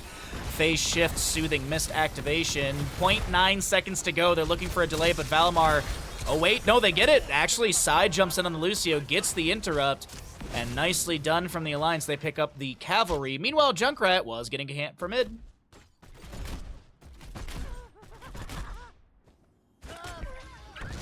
Those are the streams that caused Twitch to add the prohibit live streams that focus on clothing, intimate body parts, extended periods of time. Oh. I'm out here reading Twitch chat, and Dahaka's getting taken down.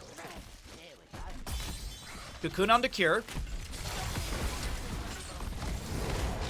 Apocalypse from Diablo, Curse Bullet connecting as well. Push off from Lucio. Legacy able to blink away. Kato really low right now. Lunara takes down the Diablo, triggering his soul consumption. Dahaka still dead for 30 seconds. Anub'arak dead for the next 54. And the mid lane objective is pushing in here. Going to be taking down this fort. First structure to fall, but I do believe bottom will be taken down as well. Dragon's Arrow from Hanzo a little bit wide from the Lunara, but that's okay. As... diving into the keep front gate range, I don't think was a massive priority. I do like that they're holding the enemy in mid lane while the top lane does go down, so it's a triple fort phase for the side of the Alliance. And funny enough, I mean, they have more structures down on the enemy side. They do have less kills, but it's 19.75 versus 20, so even though the Alliance are kind of rocking and rolling in this late game, they are still a little bit behind, and we can actually take a look and see where that experience gap is formed. Obviously, there's a difference in heroic kills. Mercenaries, or excuse me, minions is actually about a 4K difference, a little bit more in favor for the side of Alliance on that structure. But as you can see, it's still about a 6K difference between these two teams when it's all totaled up at the bottom. Now, there are some missing waves here and there.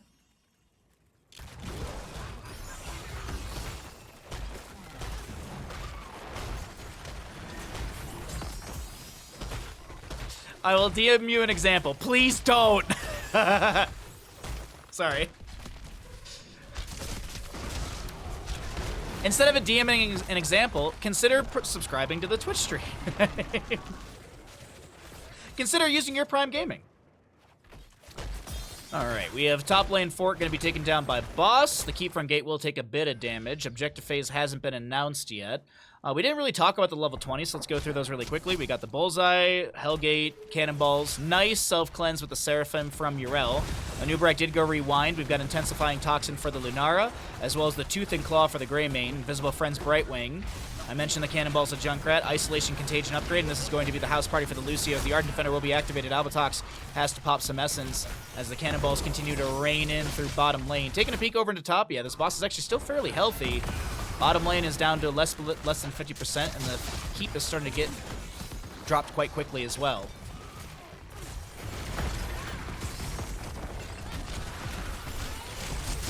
Anub'arak lands a nice burrow charge. He's got that rewind level 20, will activate it, but the keep does go down in bottom lane.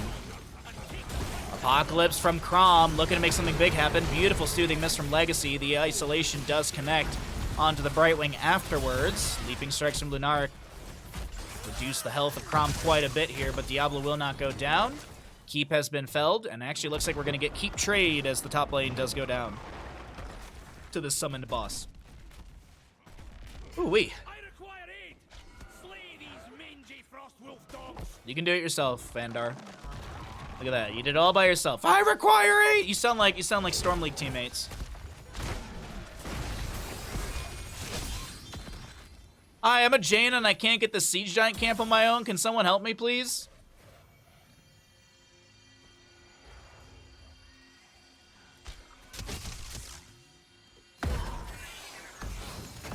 Alright, well, let's take a look at some of the late game numbers here as we're waiting for an engagement through mid. Dahaka's clearing things out on top, and that's kind of the green light for this red team to step in. A lot of damage onto Diablo. He's forced to Hellgate away. Albatok's brush stalks in. Now he's kind of in the awkward spot. Chatter and Teeth will zone back the Grey Mane.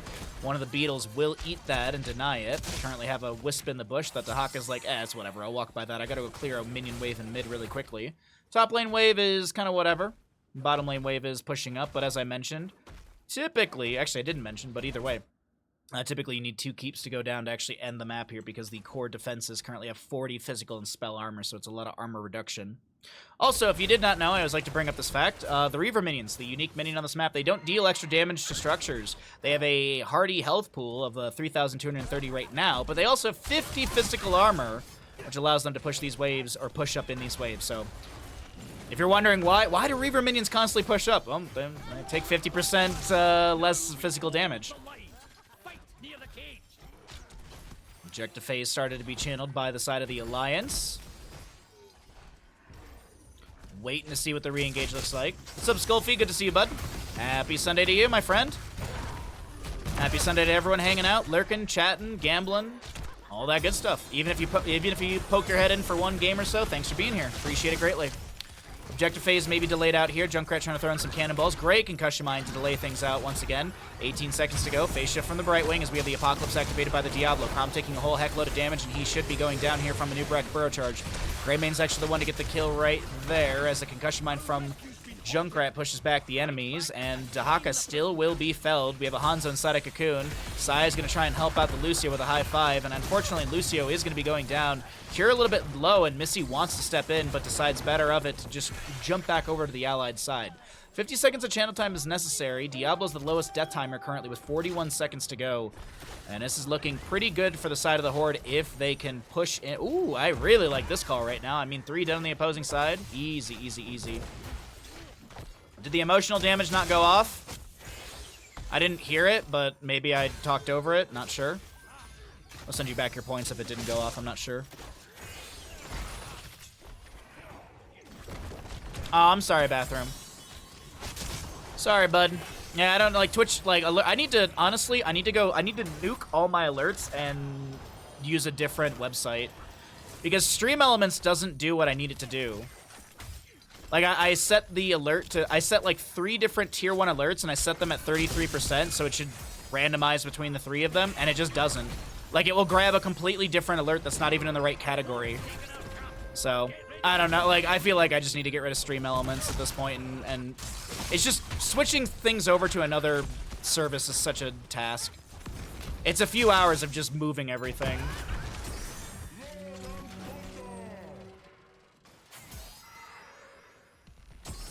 But even if I swapped everything over to Twitch, I mean, the channel point alerts are through the Twitch alert system, and that doesn't work out as well either. So it's like, you never win. You just never can win with these things. All right, well, mid lane is going to be pushed in by the objective phase. Bottom lane a little bit low as it was clearing out bottom, but this seems like the main priority is going to be through mid lane. I can't blame them. If they take down the Skeet, this could be a game-winning moment. That is going to be a beautiful Apocalypse set up into Greymane. Dahaka lands the drag. Cocoon onto Lucio might have saved right there, actually. He was kind of low. Hellgate out from Diablo. Lucio gets the high 5 immediately after the Cocoon expires. What's up, Vita? That's why I code all myself. That's why I coded all myself with bots. Yeah, well, here's the thing. I don't know what coding is or how to do it.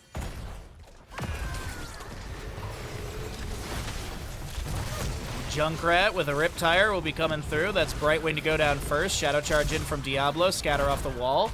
And Greymane falls as well. Brightwing, Greymane to go down. Lucio looking to chase things in. No, they decide better of it. Okay.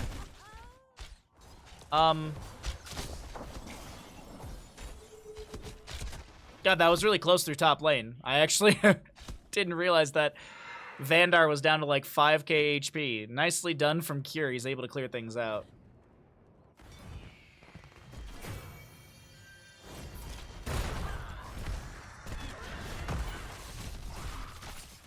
My favorite thing when I was in architecture, trying to find a new job, is when I would look up architecture on, like, Indeed or Monster Hunter or whatever. Not Monster Hunter.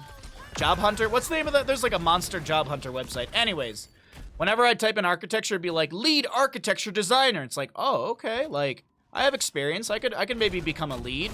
And then I look into it further, and it's, like, software development.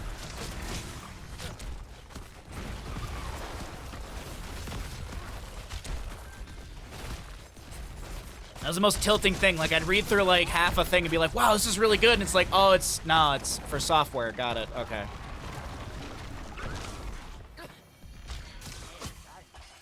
Yep. Overlapping terms. Master of all trades. Yeah, I need to be a master of all trades so I can get paid $13 an hour and work 6 jobs. Yeah. Actually, when I was in architecture, it was $16 an hour, but I was still doing about 4 different jobs. I was doing field measurements, schematic drawings, which are like loose drawing, like they're like sketch drawings or sketch plans for clients. I was doing 3D rendering. I was managing the office. Yeah.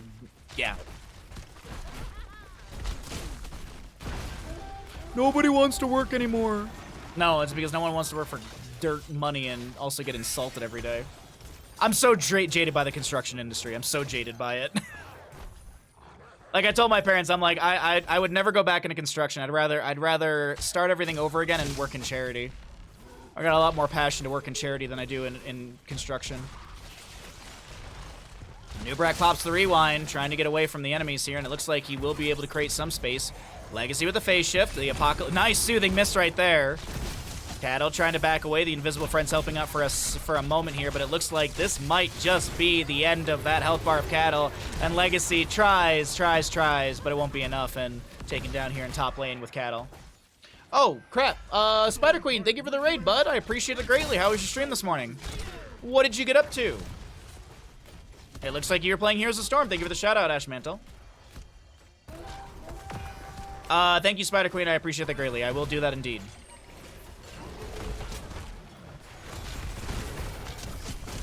Valimar low will be taken down through mid. Objective phase will be stalled out for a moment by the jailers. It looks like the Hawk is going to try and regain control of that as the mid lane keep is taking a heck load of damage. Speaking of heck loads of damage, Kelsier Lunara burst onto him was quite good, but this is looking like it might just be the beginning of the end for the side of the Horde.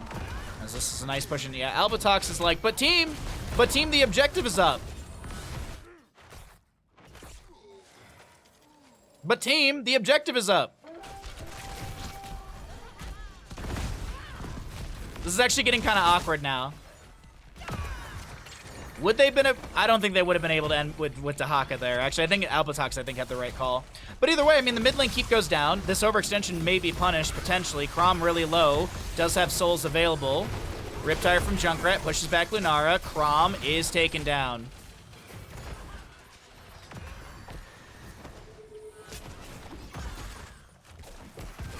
Dragon's Arrow won't be enough. Won't be enough. Wait, Lucio, he amps it up. He actually, it is enough. It is enough. Nicely done from Cure. Objective phase, by the way, is stalled out. Isolation onto okay, this is unfortunate. I think there was a Cocoon. Yeah, that makes sense. I was like, why is Dahaka here for so long? Cocoon was locked him in place, that's why.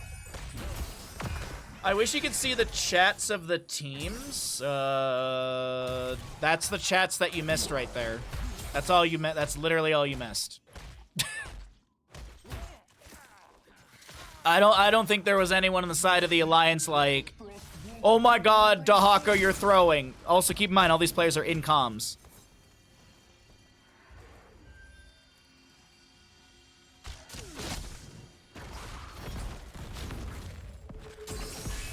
One delay around the objective. There is a concussion mine underneath an Entori. That's the other delay. Another scatter from Kira attempting to... Stormbow is another one. Junkrat does have those endless nades. He's looking for the scatter. Doesn't find it.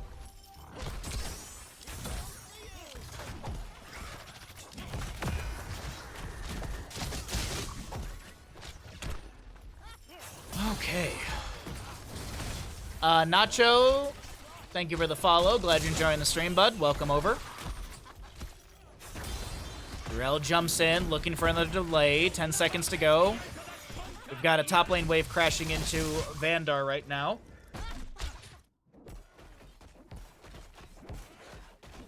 Meanwhile, on bottom, there's another crashing wave as well. All right, 10 seconds to go on the left, 2.8 seconds to go on the right. Waves to be cleared out really quickly. Another concussion mine set up by Junkrat. Boombox for the Lucio to get some vision here as well on the left-hand side of the objective. What's up, Kiss? Good to see you, bud. One fire stomp delay. Sai with some autos as well. Bottom lane pushing in on the right-hand side. Dahaka's going to go clear out the core because, meanwhile, Vandar is down to like 8k HP. And Dahaka is showing on map when he does this, so Vandar backs away. Looks like he'll start regaining some HP. Nobody has the channel just yet. Cattle going for it. Another delay from Junkrat. Looks like Dahaka will tap Bush. He's going to clear out the Reaver minion, I do think. Urel avenging Wrath over the wall, looking to chase down Kelsier. Charges up the Righteous Hammer for the movement speed. Pushes Junkrat around. Oh, wait, hold on. Avenging. Okay, goodbye, Junkrat. Lunara and Urel chase him down. Cocoon onto Diablo on the center of our screen currently. Dragon's Arrow to create a small window. Maybe Diablo can back away. Gets the Shadow Charge and such onto the enemy. Hellgate away as well. Soothing Mist was read by Legacy in time. Dahaka does go down. This may be the beginning of the end. They're going for channel. Okay, I think Missy was starting to channel, but I thought maybe they're going to try and just end through top, but not the case. Now, is there a tag on the boss? Holy crap, we're 30 minutes in. Lucio is, I think, trying to sneak a channel really quickly. That's not going to work out. So Lunara does tag boss. And keep in mind, the objective phase does have to rotate out from the core area and also charge up. So this is going to be... This actually should time out pretty perfectly with the boss plus objective pushing in. Now, are they going to look for a top lane end? Bottom lane pushes out bottom, which is nice. That's convenient. Don't have to worry about that. Lucio doing things in mid. Gets a couple autos. He's probably going to hearth out. Yeah, he's hearthing out right there. All right, so yeah, the boss is going to time out with the objective. Now, does it get speed buff? I don't think it does, right? Yeah, it's unstoppable, so it's not going to get any sort of increased movement speed.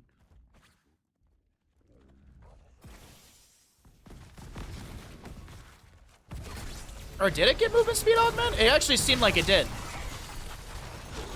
An unstoppable would actually be stopping it from getting slow, so maybe it did get a movement speed buff. Either way, it's Lucio and Hanzo going down first.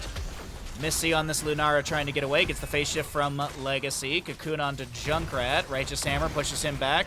Albatox the lone defender, and this is looking like another...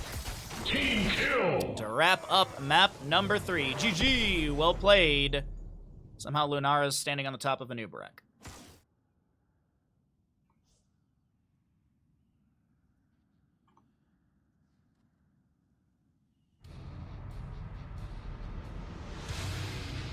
Welcome!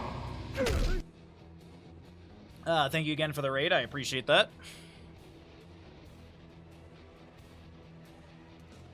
All right, the Horde take the map number 3 of the day. GG. GG's.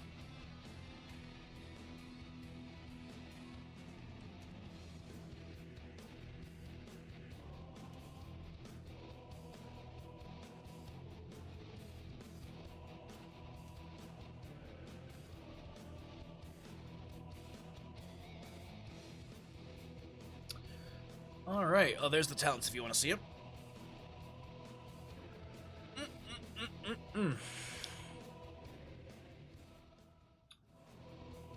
Alrighty.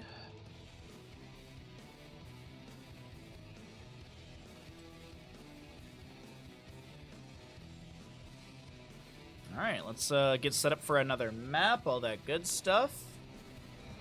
Why are you doing this to me, game? Oh, because I tabbed out for, I tabbed out to pay out the people. That's why I did that.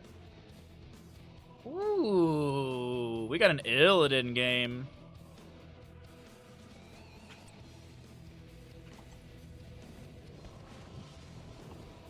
Okay.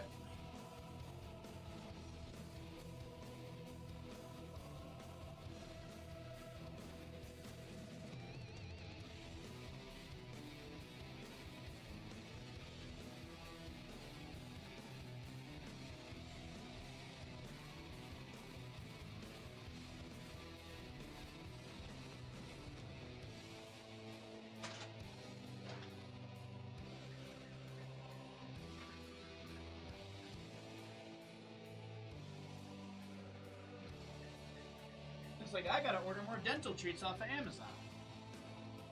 What's up, bud?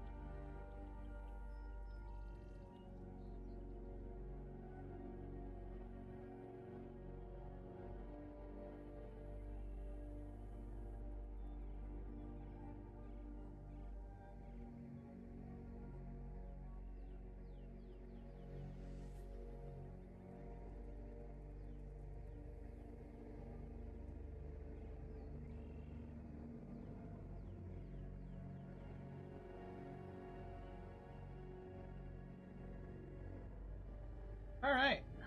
Excuse me. All right. So, how are you all doing today? We wrapped up our redemptions there. Thank you very much, Ash Mantle. Thank you again, Spider Queen, for the raid. We got those bandit pets in that you requested. I need to make a note to message Covert Muffin because I still have not heard back from GDQ. I need to send a DM to Covert Muffin. I'm gonna do that right now while we're waiting for ads to finish out.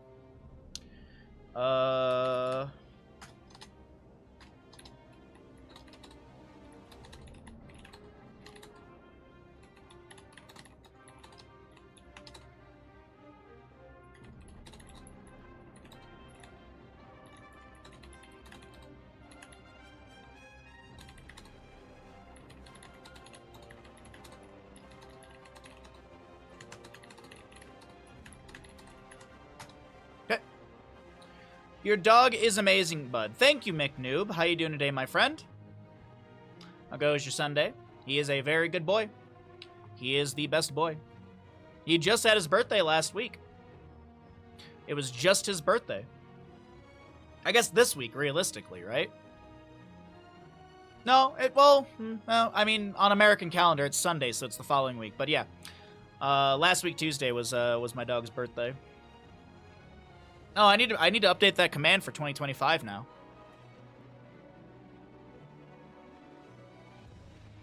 Cheers, chat. Happy Sunday. I got myself some black tea, some lemon lift.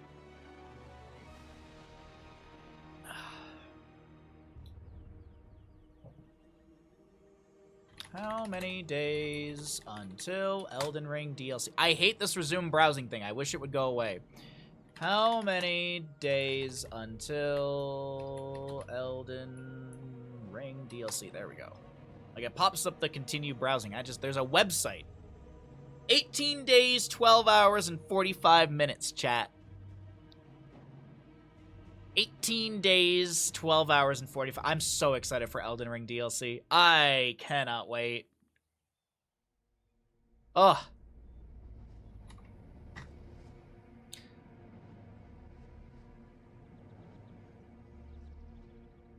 It's gonna be a good time. It's gonna be a very, very good time. Alright, ads have finished out. Shall we get into another game, everybody? Excuse me. I've had such bad heartburn the last 2 days. And I haven't been eating anything, like, super bad. Like, I've had enough water. I've had breakfast and dinner. I guess skipping lunch doesn't help, but I have been skipping lunch for, like, 2 years straight, so. What's up, Kalis? Good morning, bud. How you doing today? You're just in time for a plus or minus 0, because we're going to be getting into Dragonshire for our next map. Dragonshire for the next map. The Horde did win the previous map. Oh, that's a score of 3. We need a score of 2. And we're going to be heading into map number 4 of the day. So, let's go ahead and get on into it, everybody. Woo! Yeehaw! Heroes, prepare for combat. Prepare for Twitch Gambles Twitch chat. On the left-hand side, we got the Alliance once again. We have a Hogger Albatox, Legacy Zagara, Valimar and Karazim, Madara Sylvanas, and Cattle Anubarak. I always challenge you, if you've won channel points, to roll those winnings into the future gambles, because why not? I mean, let it ride. Let it ride. Also, I think it makes the gambling more interesting, and that's my opinion. Anyways, that's what I do in other channels. We have Cure Illidan for the side of the Horde.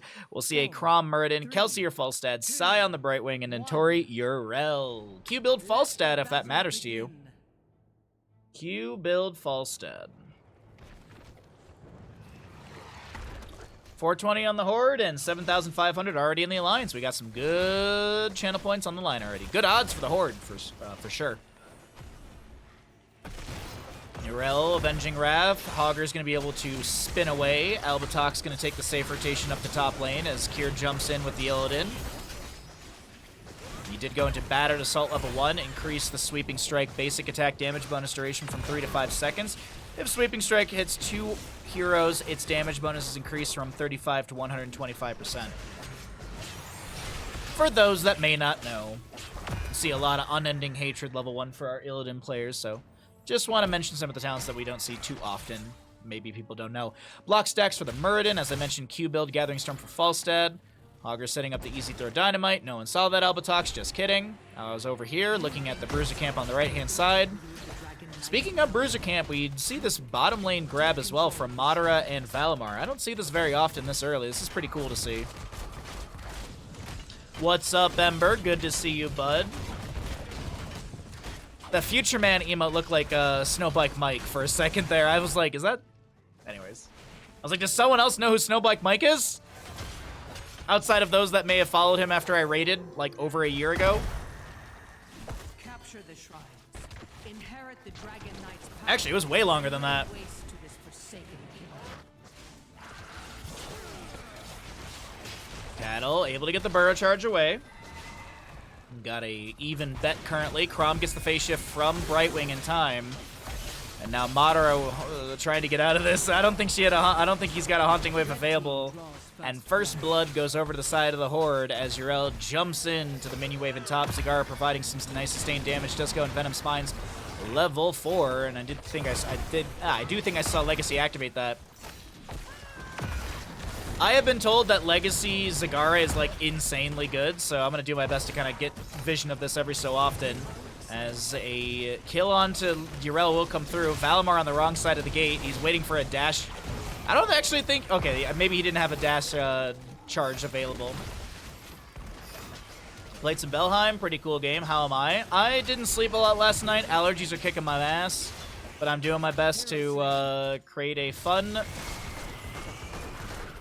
little day of games for all of you, as Brightwing does go down in bottom lane, as we were kind of focused a little bit in top. Legacy will hearth out for full mana. We've got Sun and Moonshine traded to the opposing sides.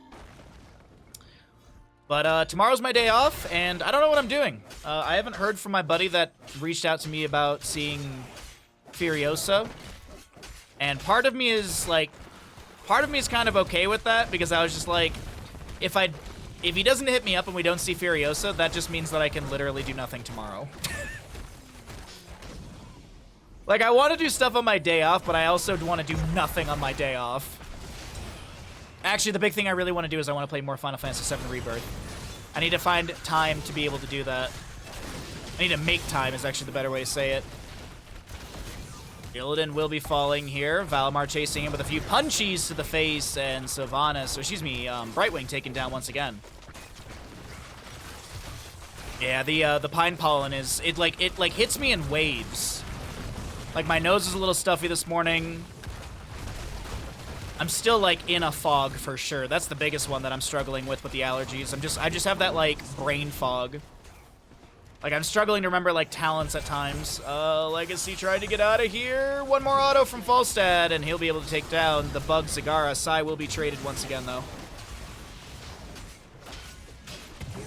Yeah, right now it's pine pollen season up in the mountain, and yesterday we had some really big winds, so that moved all the pine pollen around. So of course today it's hitting me hard. I tried to save this realm.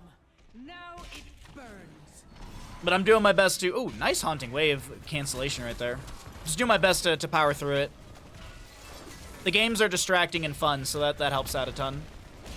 10 talent here almost here. Let's cycle through the other numbers.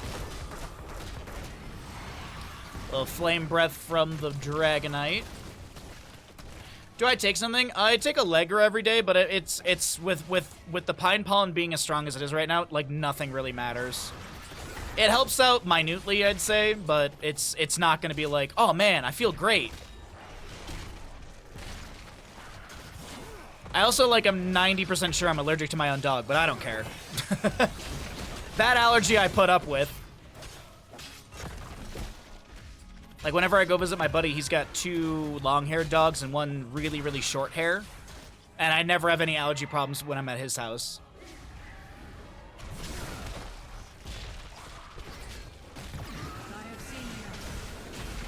And by short hair, I mean, like, the beagle short hair. Because Bandit's kind of short hair too, but it's, I don't know, hard to describe. 10 on the right-hand side, we're going to be seeing Metamorphosis, Avatar Gust, Blinkheel, and Ardent Defender. On the opposing side, 7-sided Strike, Hortipult, Cocoon, Mind Control, Devouring Maw. I believe I said 7-sided Strike, and I honestly don't think I said it.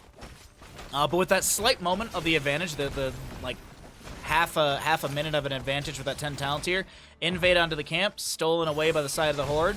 Decent damage onto the fort front gate as Falstad defends mid with a couple hammerings here and there. Only 12 stacks currently for him.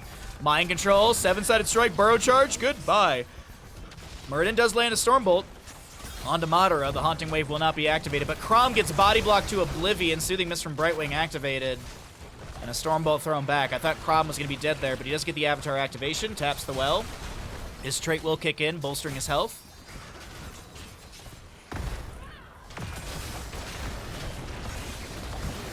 Kerosene does go down. Windows close is a great option. Yeah, the issue, though, is I don't have AC in the house. I mean, I have an AC, like, I have a little window AC unit that I just need to set back up. But, I prefer having the window open at night and that cool air coming through, but of course, right now, I can't do that. I could do, basically, it was fine up until about, like, a week and a half ago. And then it's just bad until, like, early July. And then once early July happens, all the Pine Pollen's pretty much gone. You can have the windows open again. Kelsier flies in, trying to take this siege camp on the left-hand side. Will be able to do so with the Metamorphosis Illidan.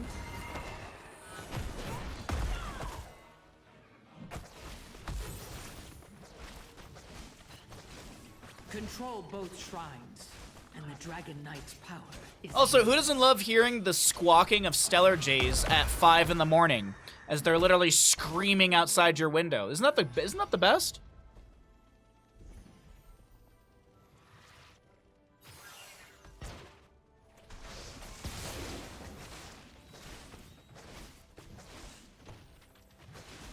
You know what I should look into is I should look into there's the Esports World Cup coming up in like August or whatever. I should look into that and see if there's any co-streaming available. I doubt it, but I should probably look into that. That might be fun to like chill out and watch together. Cattle trying to get away right now, throws down the Impale. Unfortunately, will not be able to get too far away, and Illidan does run down the Nubrak health bar. Legacy, not threatened by a Nubrak any further. And Dragonite is going to be throwing some Flame Breaths into mid. Bottom fort's already been taken down on the right-hand side. Left-hand side, Siege Giants are pushing onto this fort right now. 13 Talentier's Cure dives in, looking to take down Legacy. Gets a heck load of damage onto that Zagara. Metamorphosis will be activated. Phase Shift from Brightwing. And now Brightwing and Illidan in a kind of an awkward spot. They're going to continue brawling out here. Brightwing gets a jump target or a blink target over to the Muradin. More Flame Breaths out from this Dragonite, 7-sided Strike. Illidan, Cure is able to dive over to the side while Gus from Falstad connects onto Legacy. One more auto attack or so from Muradin and friends will be able to take down the Bug Zagara as a kick into the wall kind of locks Kelsier in place. And Nubrak, lands the Cocoon onto this. He's dead. He's so dead. He's absolutely dead.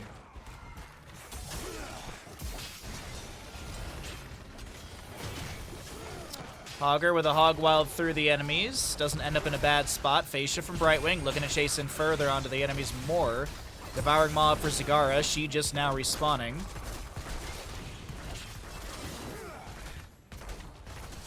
Stormbolt thrown back. Murden able to dwarf toss away. Valimar with some punches through. Saya a little bit low. Madara. They can't chase this any further. That cannot be chased any further. Hearth out from Brightwing. 8 to 8 in kills currently. We've got about a quarter level difference between these two teams.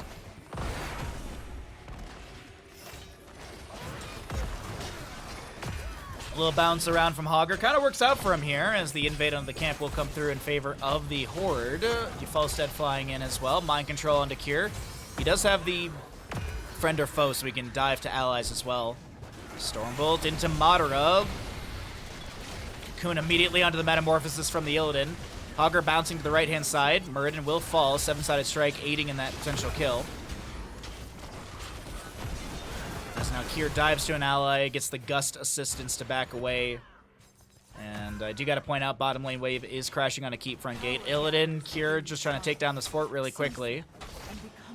Falstad, okay, Falstad's not discovered. Top fort does go down. PJ, thank you for the follow. Thank you everyone for the follows today. I appreciate it greatly. Welcome to the stream. By the way, if you're having a good time here, be sure to follow as everyone else has, or so many lovely people have.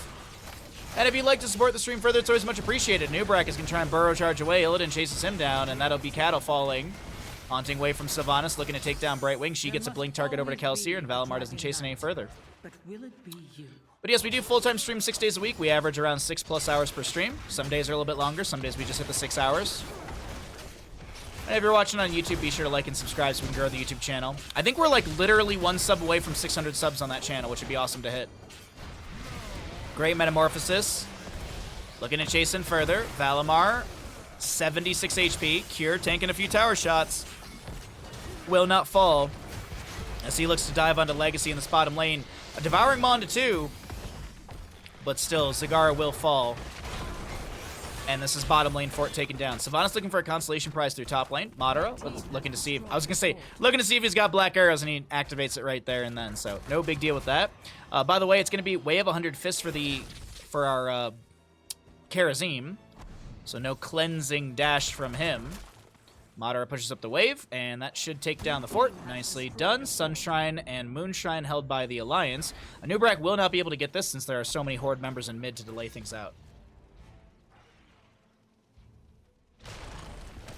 Unless they're just looking to take down Brightwing, Cocoon is available. It's going to go onto the Brightwing, but she's broken out almost immediately, and there's no follow-up damage to take down the Fairy Dragon.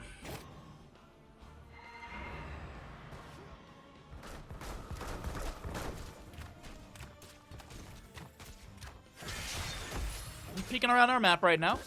Nothing crazy to note. About a quarter level difference between these two teams. Sylvanas, Madara locking down the tower. Valimar with some punches, going to be able to help take out the structure. Meanwhile, the rotation will be caught here. I guess the rotation into mid is going to be actually starting out a big fight. Madara, Will the Forsaken, able to teleport away. Nintori going for the channel on the Dragonite. And Cattle look to step in, but he's immediately forced to turn around. Devouring Maw from Zagara, not connecting onto anybody. As Legacy does finish out the level 7 Bile Drop. Kick onto Sylvanas. Nubrak able to burrow away. This mid lane fort will fall. With the Dragonites dropping down below 50%, Nubrak lands an Impale. Hogger's short distance, Madara threw the Haunting Wave and was like, you know, I'm going to take the safe rotation back to my allies. No need for me to step in and potentially go down and give an advantage over to the enemy team who have Dragonite up and available. Mind Control goes fishing, no connection. Valimar dashes to an ally as the Dragonite will be cleared out before that kick connects, and unable to make any sort of play into the enemy dropping out of the Dragonite. So that'll be the end of that. Mid fort goes down, some poke onto the keep front gate, and it's looking like an even map between these two teams outside of 1 kill and a small chunk of experience. Still the same Yrel build as I'm peeking once again. Still that level 16 Templar's Verdict, even though it was nerfed. Phase shift from Brightwing into mid lane. Cocoon denies the phase shift. Illidan's about 50% HP. Crom a little bit low, has his avatar active, waiting for his trait to kick in. Mind Control into Cure. Soothing Mist activated by Brightwing as well. Nubrak burrows in, looking for Falstead. Kelsier low. Good bounce from Hogger. Chasing into the enemies, looking for a staggering blow. Ardent Defender activated by Urel. Nentori trying to run out of here. Way of 100 Fists. Beautiful Hortipult in from Albatox. Gets the body block needed. And no Dragonite available, but what are the members of the Alliance going to do after this this double kill found? Looks like Hogger moves northwest side. He'll grab this Bruiser Camp. We have... No, I thought they were going to go Bruiser Camp bottom lane, but they check Bush really quickly with Zagara Bile Drop and summon a few of those roaches. As I mentioned, that level 7 Bile Drop completed. So the Infested Drop, excuse me, is going to be having an extra roach on that. Black Arrows from Sylvanas. Legacy getting dove by Cure. Nubrak burrowing back, looking for that potential connection. Few punches onto Brightwing. Cocoon onto Cure. Or excuse me, the Devouring Maw onto Cure. Cocoon is available as Cure jumps in once again with Illidan. Bottom keep is dropped below 50% HP. Objective phase announced. That's a nice mind control. Want fishing. Cure low, and that will be a kill onto the Illidan. Maybe this is the beginning of the end if they can find a multitude of kills. Augur Hortipult's in. Righteous Hammer from Urel, trying to create some space for Kelsier to be able to barrel roll away. And able to get a short distance barrel roll. Mind control goes fishing again. The level 20 Call of the Dark Lady was picked up, as well as Rewind, Pack Instincts, No Control, and Transgression, which now makes it an 11-sided strike. 36 seconds on Cure's Illidan. Minion Wave will take down the... Actually, it was a Beetle, I think, took that down. Top lane Wave is pushing in. Right side, we do have the level 20, Seraphim, Rewind, Murden, Wind Tunnel for Falstad. We've got the Demonic Form, permanently remain in Demonic Form. Metamorphosis also increases attack speed by 20% and reduces the duration of stuns, roots, and slows by 50%. Illidan can now mount in Demonic Form.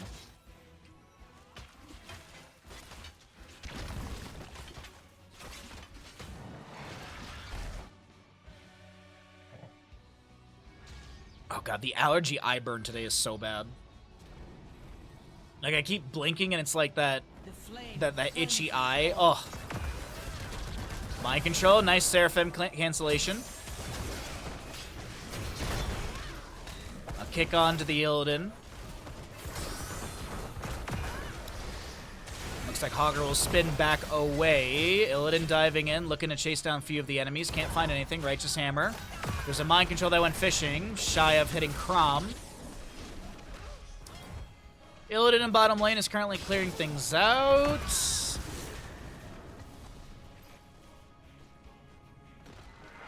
I'm just waiting here to see actually what's going to happen. This Illidan, excuse me, this Dragonite phase, not getting crazy amounts of value. Urel jumps in again, Avenging Wrath poking onto the Dragonite health bar. Speaking of poke, Dragonite with a few flame belches, or flame breaths, into the keep front gate, and that will take down the entirety of that. I do believe the damage over time should be enough.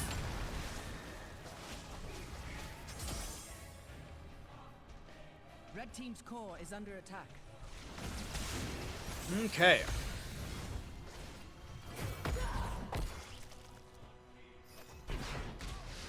So Dragonite and Meg kicks back a few enemies. The bottom lane wave crashes near the core, but it's not going to do much. That beast is not my Dragonite with Cattle inside will expire. Urel is going to rotate and find the enemy team. Ardent Defender goes off in time, heals up quite a bit. Devouring Maw into 2. Nubrak polymorphed. He's got the Rewind active. He does activate it actually right there. We have a Burrow charge in, focusing onto Illidan. Gets the Metamorphosis activation. Keep in mind that level 20 upgrade. Wind Tunnel from Falstad, locking some enemies against the wall. Madara does go down first. Cattle low, lands a massive impale onto the enemies. Meanwhile, Illidan is currently trying to chase down Legacy, and Legacy gets the Hearth out. No!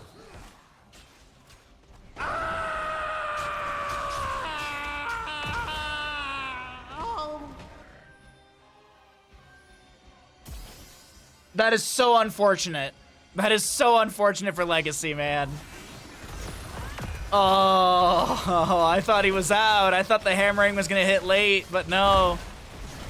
Goodly done from Kelsier on that Falstad checking. Mid lane keep is now going to be taking tons of damage. Cure is still in demonic form, clearing out the few minions, trying to break away from tower shots as he's diving, dipping, dodging all over the place right now. The auto attack speed is just absolutely ridiculous. 10 seconds on Sylvanas, 22 to go for Zagara. Looks like there's going to be a move into bottom lane. 7-sided strike from Karazim. Kier still auto-attacking on the sidewalls here. Kier uses demonic form to get away. Metamorphosis, excuse me. Cocoon onto him. That's a beautiful wind tunnel into the corner, but where's the damage to follow it up? Yrel jumps in with an Avenging Wrath. There's going to be a very low hog who tries to spin out, and he's going to go down as well. This does feel like it should be the ending right now. I mean, it's 60 seconds on two major heroes. You've got just Zagara, Sylvanas, and Karazim to defend, but some of these health bars are low, some of the mana bars are low, and they consider them bottom lane siege giants, but no, this is the call to go core and end. Excuse me. That is a Falstad down immediately. Good defense right there. Crom murdered him with a Thunderclap on the ground. Karazim with a whole heckload of punchies as you hear that dash coming through. Mind control will not connect onto anyone, and the defense is in play. They lose some. They got core scratched, but no actual major or no permanent damage. God.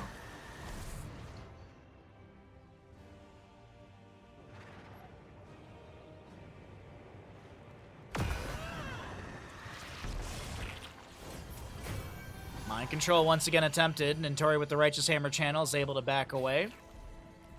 Madara getting Moonshrine in the bottom lane. Sunshine held by the Horde currently. 87 stacks on our Falstad, as we're 13 to 14 in our levels, or in our kills.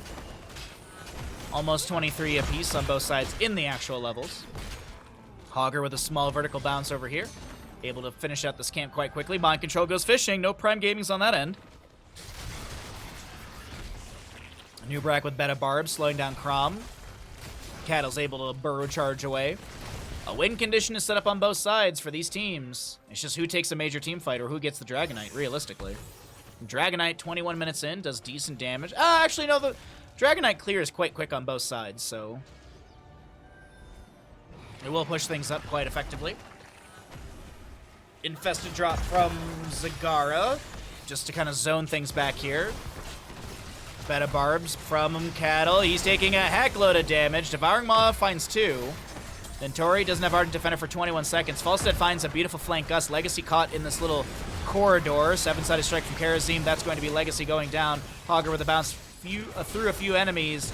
Valimar trying to help out, trying to take down Crom, who has that Storm Shield activated. Or at least, no, that was Spell Shield that he had activated right there. That's from Brightwing.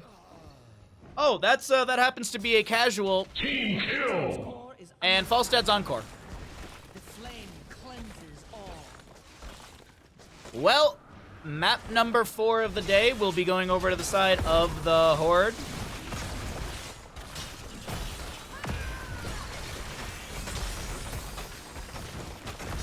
Nicely done.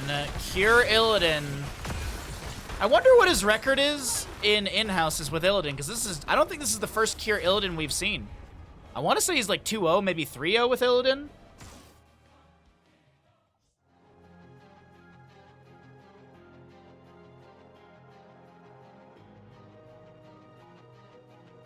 No alerts during that game. Thanks everyone for hanging out, though. The Horde did win. Pay out the people.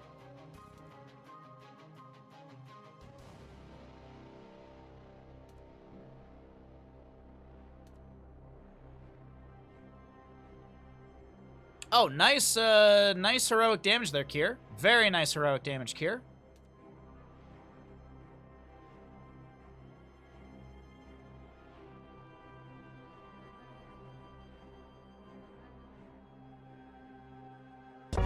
Oh, Jesus!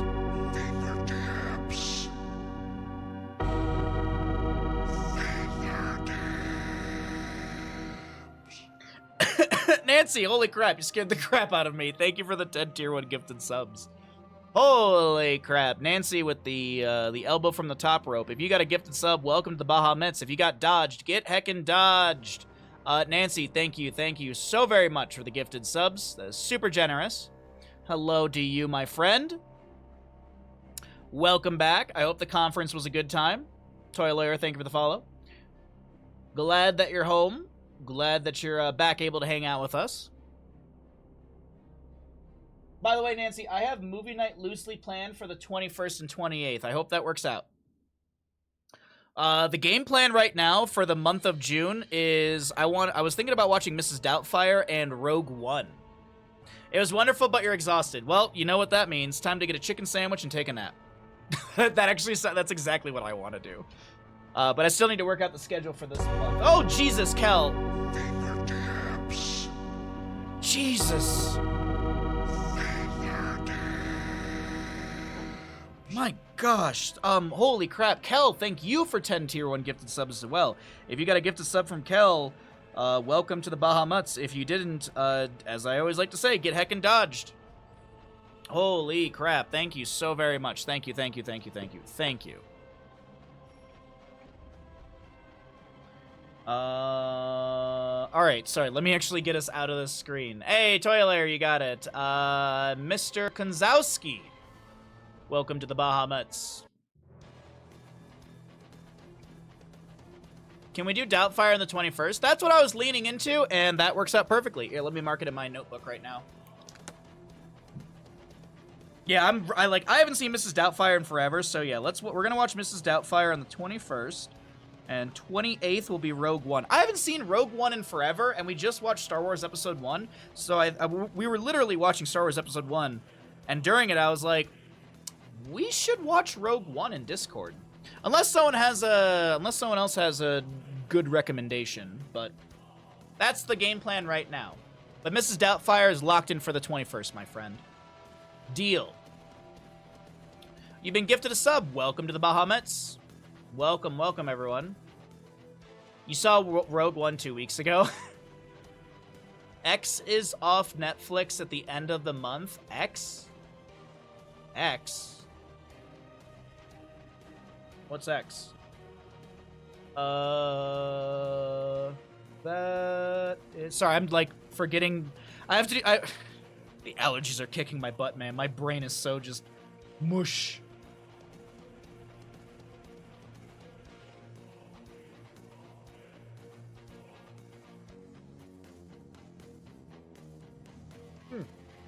Well, while we roll out ads, let me get us a new sub goal. We do need to order dental treats for Bandit, and that's going to be our new sub goal.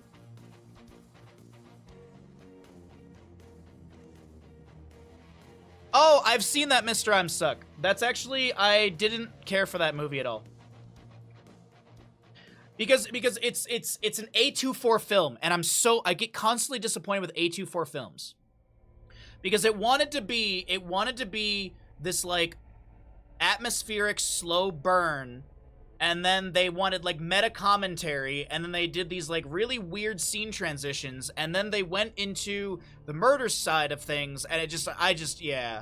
Exactly, Mr. I'm Rushed. Mr. I'm Stuck. That's how a lot of A24 films feel to me. They have a really good premise, but then it's either they have too many, like Midsommar. Midsommar has a great premise. The idea behind it's great, but it's just so many things.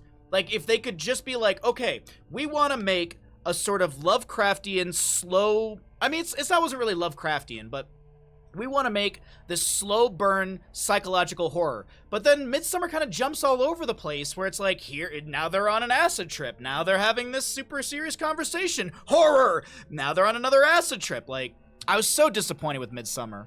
So many people hyped it up. I was so disappointed. And X is, from my understanding, X is a sequel to the movie Pearl, and there's supposed to be a third movie coming out that is like a movie after X or something. I guess it's supposed to be like a horror trilogy loosely linked together, I think, something like that. But I saw it and I was like super disappointed. Sorry, as I said, the allergies are, I'm just so in a fog today. All right, so we need Bandit Teeth treats. I need to order more Bandit treats. Let's make that a sub goal. That seems like a fairly reasonable sub goal to ask you all. I told you it was awful. Which one, Quid? Which one? Pearl's a prequel to X. Yes, I might have misspoke. Sorry if I did. My apologies. But yeah, because I remember I had Pearl on a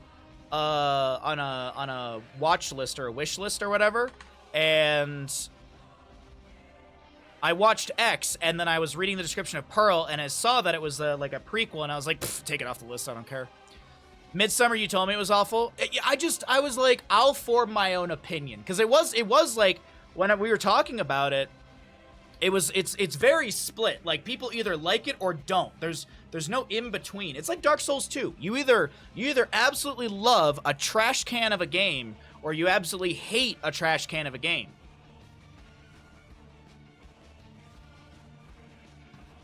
As I said, like, the premise of Midsummer is really good. The execution is just, ugh. Disappointing is kind of the word for it. I don't know if it's, like, completely disappointing, but... thank you again, Nancy and Kel, for both of you gifting 10 Tier 1 gifted subs. That's crazy generous.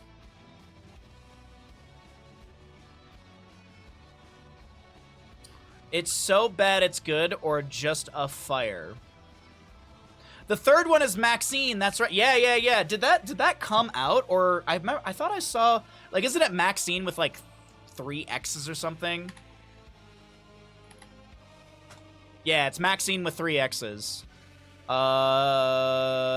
an upcoming American slasher written by it's Ty West, and I was like, I feel like Ty West has had some good horror movies in the past, but this just, yeah. There's Pearl, then X. Cute dog, great casting. PJ, thank you for the kind words. I appreciate it. We're going to get into another game in a moment here. I'm just taking a small little break to chat with all of you, and we're going to run out some ads and stuff. Release date, July 5th, 2024 is when Maxine comes out. Okay. Because, like, Ty West has made something in the past that I've liked, no? Not sure. Maybe I don't like anything Ty West has made. He did one of the things on VHS. He did Cabin Fever 2. House of the Devil. Have I seen that? Horror film, written, directed, blah, blah, blah. I don't remember this one. The Innkeepers is 2011. I think I remember the box art for this. I don't think I've ever seen it. Maybe I just don't like Ty West as a director. There's not a whole lot in this list that I'm like, oh, hell yeah. Are those good? Pearl, X, I didn't see Pearl. I watched X and I didn't care for it. That's actually what Mr. I'm Stuck and I were talking about. Like the one Reborn, you have a cool boss fight for some reason, hate a perfect boss fight. Wait, like the one Reborn, you love a cool boss fight for some reason, hate perfect. Oh, well, the one Reborn is not a perfect boss fight. The one Reborn is a trash can of a boss fight. The run back for it sucks. The start of it sucks. The mid to late of it sucks. I will say this. I'm sure a graphic update or a frame update for the one Reborn will make it so much better. Tomato, tomato. Yeah, tomato, tomato. What? Holy shoot!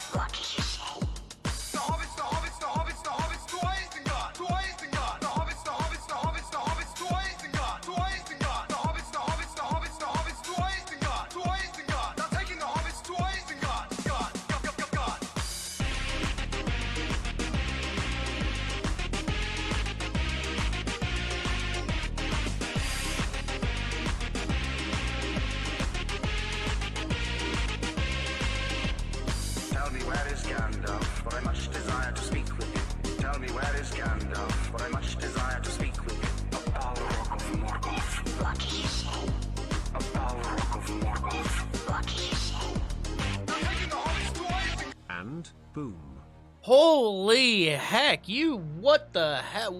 Wow. Thank you for 10,000 bits. Thank you, Kel. Holy crap. Thank you for 10,000 bits. That's insane. Happy Sunday, everybody, indeed. I need to get a cup of tea. I got distracted talking about horror movies.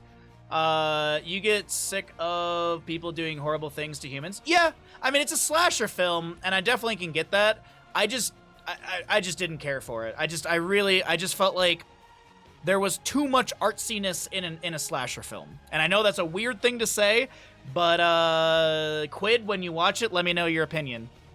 I'm happy to talk about it. I'm not going to sit here and say, like, if you like it, you're wrong. You're welcome to like things. You're welcome to like things. I will get up on the soapbox about Dark Souls 2. But either way, I'll be right back. I'm gonna go grab a tea. We're getting into another game. Thank you all so much for the massive generosity. Holy crap! Thank you for 10 gifted subs from Nancy, 10 gifted subs from Kel, and then Kel from the top rope again with 10,000 bits and a dance party. Thank you. But can I like stuff? Wildfire, absolutely. Your dog is goated. He's just absolutely passed out. He's such a good boy. Okay, as I said, I'll be right back really quickly. We're gonna do another not another best of 3. We're gonna do another map in a moment here. I just want to grab some tea. I got very distracted, and that's a good thing. See you all in just like 60 seconds. No ads are gonna run or anything like that. BRB.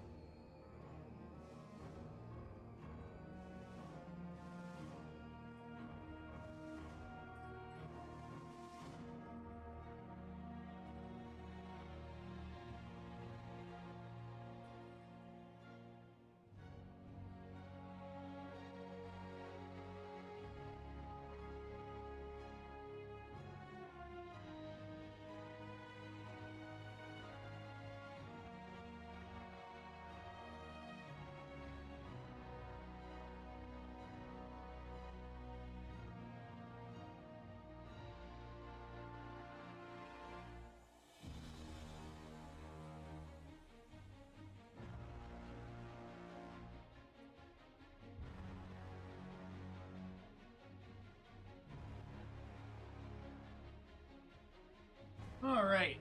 Thank you all for your patience. Thank you. On the note of movies, though, I'm super excited. I'm going to be watching Godzilla -1 this weekend. I'm super excited about that. That is the one thing I'm making time to watch, because I don't think a single person told me a bad thing about that movie. Like, not a single viewer came into chat was like, yeah, I saw Godzilla -1. Like, yeah. Not a single person I have talked to has said a bad thing about Godzilla -1, and that just like secret got dropped on Netflix, so I'm pumped about that. Which team wins Infernal Shrines? Alliance or Horde? 5-minute gamble. 5-minute gamble. The movie's amazing. Loved every. Yeah, I seriously have not had a single person tell me a bad thing about that movie, and I'm so like. I'm elated to watch it this weekend. I just want to set some time aside, like, grab myself, like, a nice beer, sit down, and enjoy the movie. But today's going to be a really busy day. My neighbor's kid has a graduation party, so I'm going to go over there, help out the parents, hang out with some friends, all that good stuff. And then her dad has a band, and then I'm going to go work the door for his dad. Because I was talking to him last night. I was like, hey, I can actually make it to the show because I have Mondays off. And he was like, oh, like, we actually don't have a door dude. Do you want to do the door for us? And I was like, I don't mind collecting $5 from people. They'll pay me in a beer, whatever. So what was the budget on the movie? Was it low? Welcome back, ladies and gentlemen. Prepare yourselves for a Twitch gamble we have got going on here. On the left-hand side, we have got the Alliance down in this best of whatever. And that is a Madara, Hanzo, Sai, Imperius, Nintori, Leoric, Porky, Garrosh, and Valmar and Malfurion. Cure for the side of the Horde will be playing Genji, Chrom Brightwing, Liam Blaze, Nasmus Chromie, and Cattle will be your Johanna. Barely $15 million for Godzilla minus one. Wow. Didn't that movie make, like, dumb amounts of money?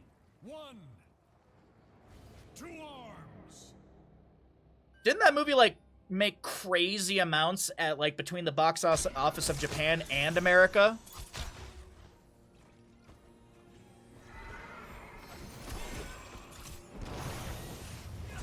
Malfurion with a little moonfire right there, as there was some potential pressure onto Cure. Little condemn from Johanna as the Iron Skin will be activated. Johanna able to back away right now. Looking over in top lane. Leoric is just threatening onto Liam, but no big deal on that one. First Punisher will be Arcane in the mid lane if that does sway your gamble by any way, shape, or form. Chromie's going to go Deep Breathing level 1 for those stacks on her W on the Dragon's Breath. Groundbreaker for Porky on this Garrosh. Scatter for Hanzo. Wrong level 1 for Imperius, but you know what? One of these days, these players will learn the value of full stab build, especially when you're in the 4-man.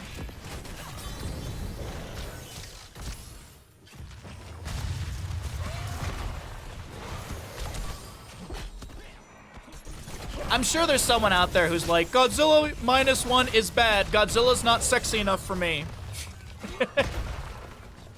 Why would the West do this? Porky getting chased by Cure right now. Genji actually dropping a little low. A little blood craze from Porky, I do believe, was utilized to get some extra healing. Taking a peek, Leoric's going to do some double soak duties, catch that mid lane wave really quickly. The allies may be invading onto this right side camp. Chromie, time stop, did go into time troubles level 2, level 4. That's going to be armor debuff by 15 to enemies, armor buff to allies by 30, and both of those are for 3-second duration.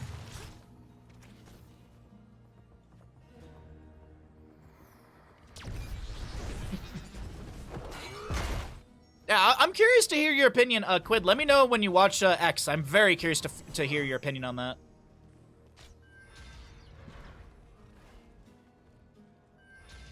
I mean, Matthew McConaughey's in it. He does pretty good, but that doesn't save the movie.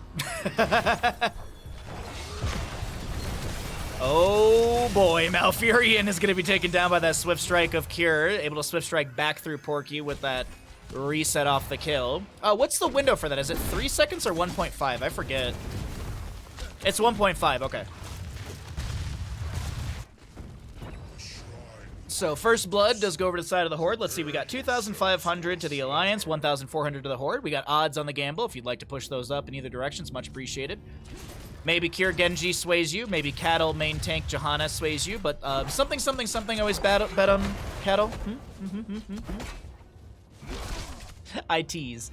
First objective, ready to go here, 5 seconds. Brightwing and Imperius in bottom lane. Checking the Brightwing phase shift, I assume it's available, and it is. She also does have Hyper Shift level 1. Gives you not only the 6% increase, but also you get the reduction on enemy minion deaths around Brightwing.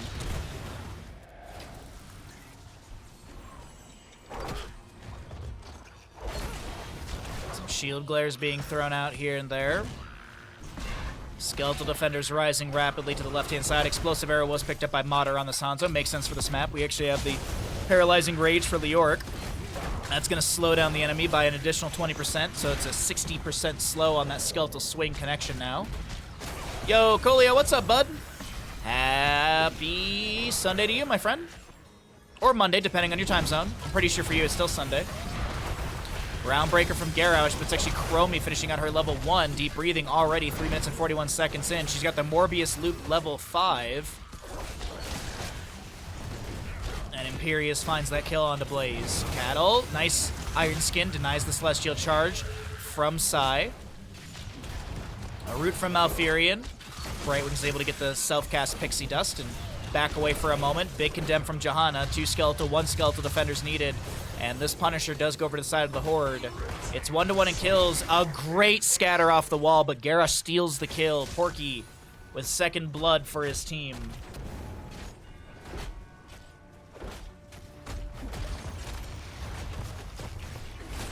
Punisher is going to be cleared out in front of the fort front gate. Oh, Valimar, goodbye. Oh, unfortunate.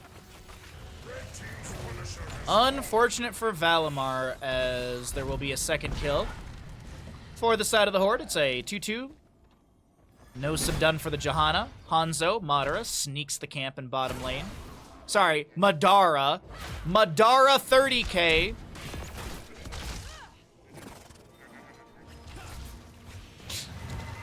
I'm sorry.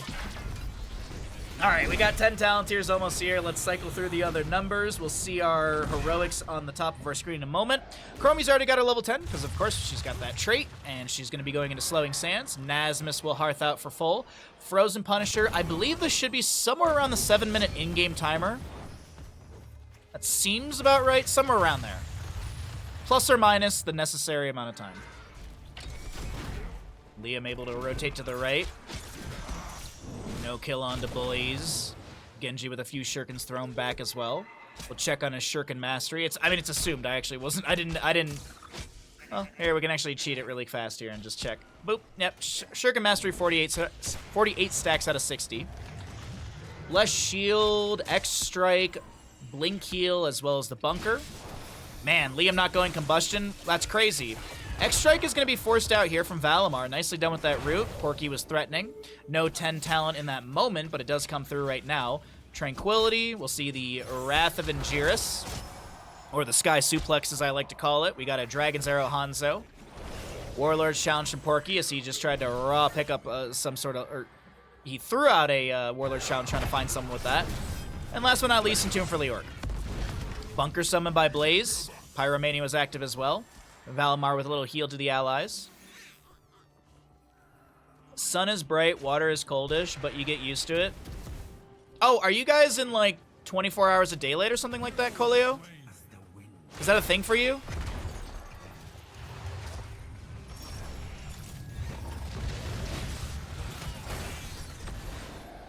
I heard that, is it sometime this week there's another chance for Aurora Borealis to be seen in like the northern parts of the United States? I don't know about other parts of the world, but I know Lard sent me a message in Discord saying that there may be another chance if I feel like waking up in the middle of the night to check. Granted, last night, it would have been perfect if it was last night, because last night I woke up at like 1 in the morning and then I didn't fall back asleep till 4. Somewhere around there.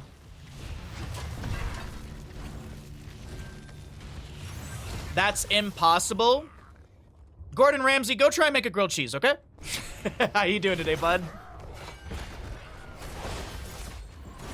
Will it be localized in your kitchen? I hope so. That'd be so convenient. You know, you get up in the middle of the night to go get a glass of water and it's just Aurora Borealis. It's impossible for it to be coming back. One of my lovely viewers sent me a website that was explaining how there's like another solar flare happening that could give the opportunity for more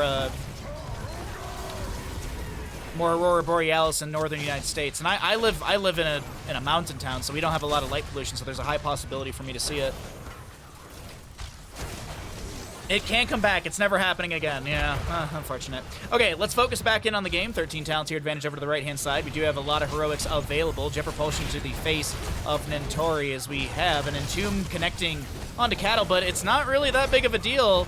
Dragon's Arrow had to be used to create some space so Nentori could back away. Wrath of Angiris does abduct the Johanna, but this is just a lot of utility with no actual payout. It's going to be Sai getting really low. Genji goes in with a Swift Strike, trying to take down Imperius. He will not be felled. But the objective phase, 14 to 17, and rising on the right-hand side for the members of the Horde. Groundbreaker again. Nice bunker from Liam. Was hit with a Warlord's Challenge, answers back with a Jet Propulsion, and Blaze takes down Garrosh. Porky out for the next 22 seconds, and this looks like it's another Punisher over to the side of the Horde.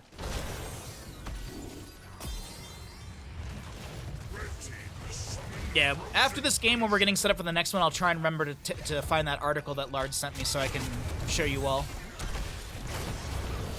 X-Strike from Genji, Celestial Charge through the structure. There's a root down on the ground. Phase shift from Chrom with the Soothing Mist activated afterwards. Cattle's going to step in, looking to pressure onto Madara. Doesn't have Subdue done.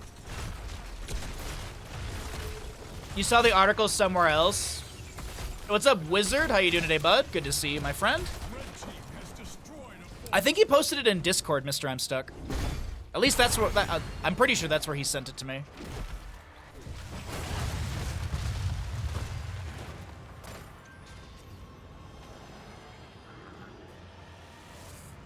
Punisher in bottom lane. Dealt with by the Imperious. So I'm trying to get my tea ready to go here. I don't know about anyone else. I can't drink tea with the tea bag still in the cup. It just drives me nuts. Good morning, Yanthor. Genji diving over to the camp on the right side of our screen from mid lane. We'll see Imperious clearing out bottom. Sai a little bit low, but I don't think he'll be taken out by the minion wave here. I don't expect that to happen. Been a little bit. Oh, I appreciate you coming by. Thanks for returning back to us. It's always much appreciated. What is going on today? We are doing NA in-houses.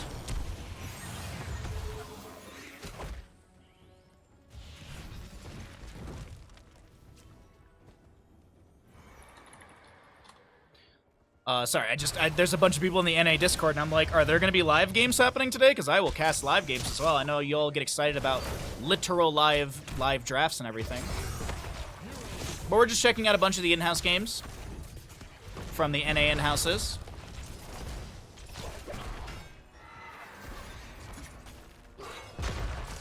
Yo, Wizard, thank you for the Prime Gaming for 6 months. I appreciate it. We'll send your alert when we get a game. I appreciate using your Prime here. Sometimes don't you just love it when fish just flop up on the boat, chat? You don't even bait the rod. You don't even put bait out there. You don't even grab the fishing rod. You're just sitting there on the boat. You got like a 10-pound trout. I think that's a thing. Liam will go down first here.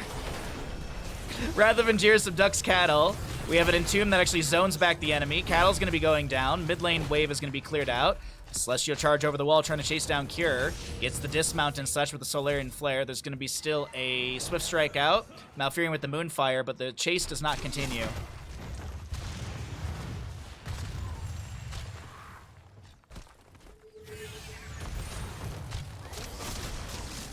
Means there's a chance for a pause, which means more Bandit. That is a good point. That is a good point.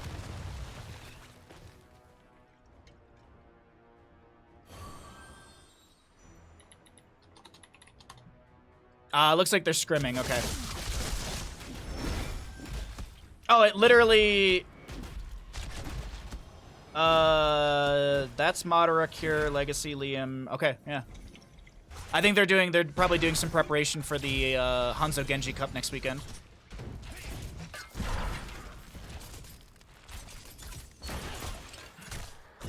Ready.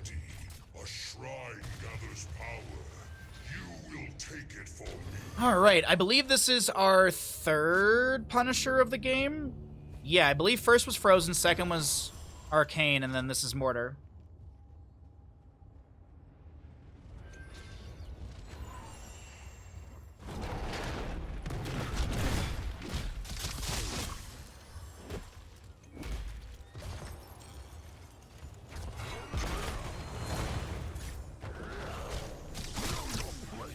Little Swift Strike out from Cure. He gets rooted. Is he taken down? Phase Shift from Brightwing is going to be coming through as well. Crom is going to hit with a Groundbreaker. There's Nintori taking a buttload of damage as well. Pull away our talents here as the Tranquility from Malfurion is activated. Crom getting away on the right-hand side of our screen. Meanwhile, Cattle is trying to back away. I do think he's going to be going down here. One more auto from Madara will find that kill.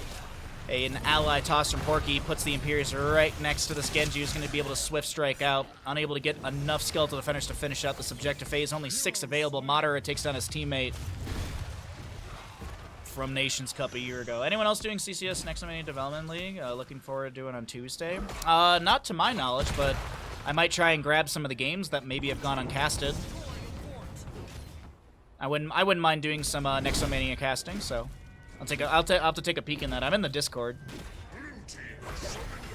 I've just been for like Heroes content. I've just been focusing on casting. I'm kind of overplaying Storm League at this point. It just has not been really fun. It's playing Storm League has turned into more of a chore than anything else. I'd rather cast. I feel like it's more fun for everybody. Nice kill onto Chromie right there. Celestial Charge. That's a bunker from Blaze still up and available. He's going to get out of the Entomb from the far side of that. Chrom helping out a little bit here and there as well with that Bright Wing. But this mid lane fort will fall. Jump from Punisher. Cattle eats that with a Iron Skin.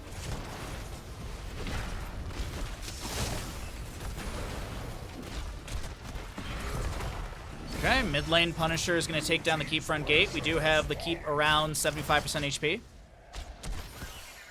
Do I ever do Storm League in parties or solo? I used to do it in parties, and then I started doing it in solo, and just both of them were not the best. So I just don't anymore.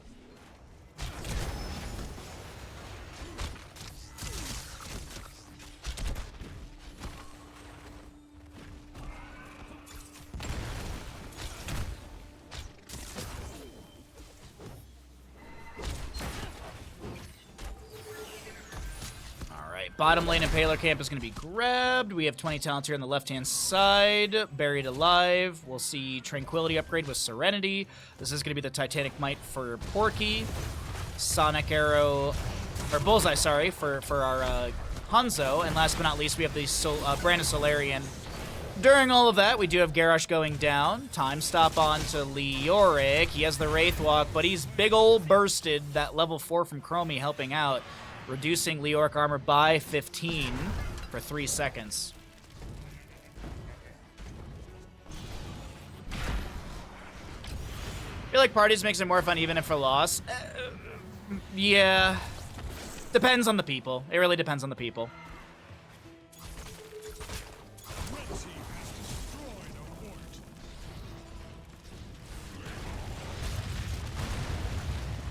Leoric is actually cheating quite a bit of death right now. He's down to 14 seconds of death timer.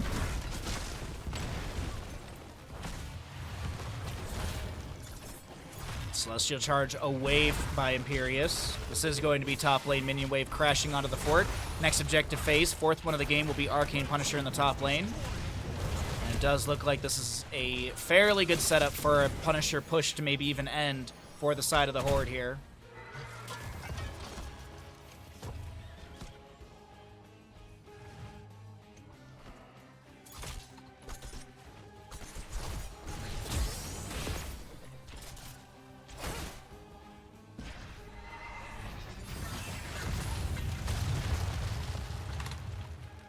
All right, cool. Chad, I got a live game for you guys coming up next. I just confirmed it with Legacy. I got a live game for all of you. You're welcome. The shrine will be ready soon.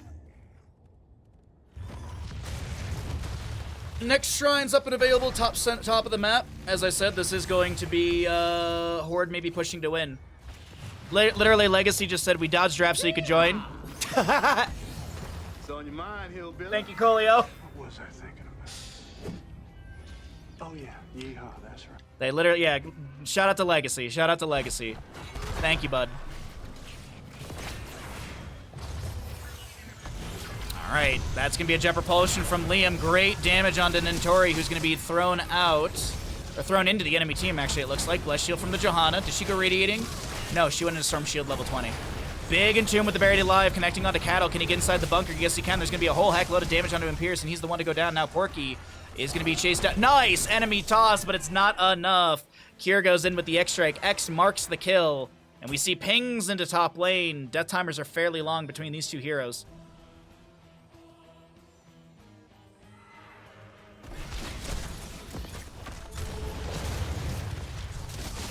Oh! Okay, Cure, hello. Blaze working on the objective. Hanzo and Malfurion to defend. Bullseye to follow up the route for Malfurion, but it's just not enough to threaten Cure much more than a little bit of damage. Liam still working through this objective. 29 out of 40 skeleton defenders. Oh no, you better hearth back. There's a catapult on your keep. Now, realistically, death timers are still pretty good. The wave is going to keep crashing in. Cattle looks like he wants to end here. At least his positioning leads me to believe that. Madara trying to poke down the wave from a safe side of this mid lane. Nintori, 8 seconds to go. Kira jumps in. Couple of rounds of Shuriken. Swift strike away. Jet propulsion almost colliding. I think that was like a half a second too early maybe from Liam. Not sure. No, maybe Malfurion had a cleanse. Hold on. Nope, Malfurion didn't use cleanse for that. So Nentori just timed things out perfectly. Liam's just on core. Liam's like, I'm just gonna burninate. I'm ready to win Infernal Shrines here. Celestial Charge goes through, but no connection. There's the Buried Alive. It's zones. It's canceled early. We currently have an abduction onto Blaze. Phase shift from Brightwing. I do hear a Warlord challenge out from Porky. Core shielding has been dropped. The Punisher a little distracted by the minion wave. We'll see if it goes back over to mid-keep or if it's going to go onto core. It looks like it's focused onto core. Liam on the left-hand side with the Invisible Friends value from level 20 trying to survive here. We do have a Garrosh, Garrosh going down, and it looks like Punisher expires, but so does the core, and this is going to be map number 4 over to the side of the Horde. GG, well played.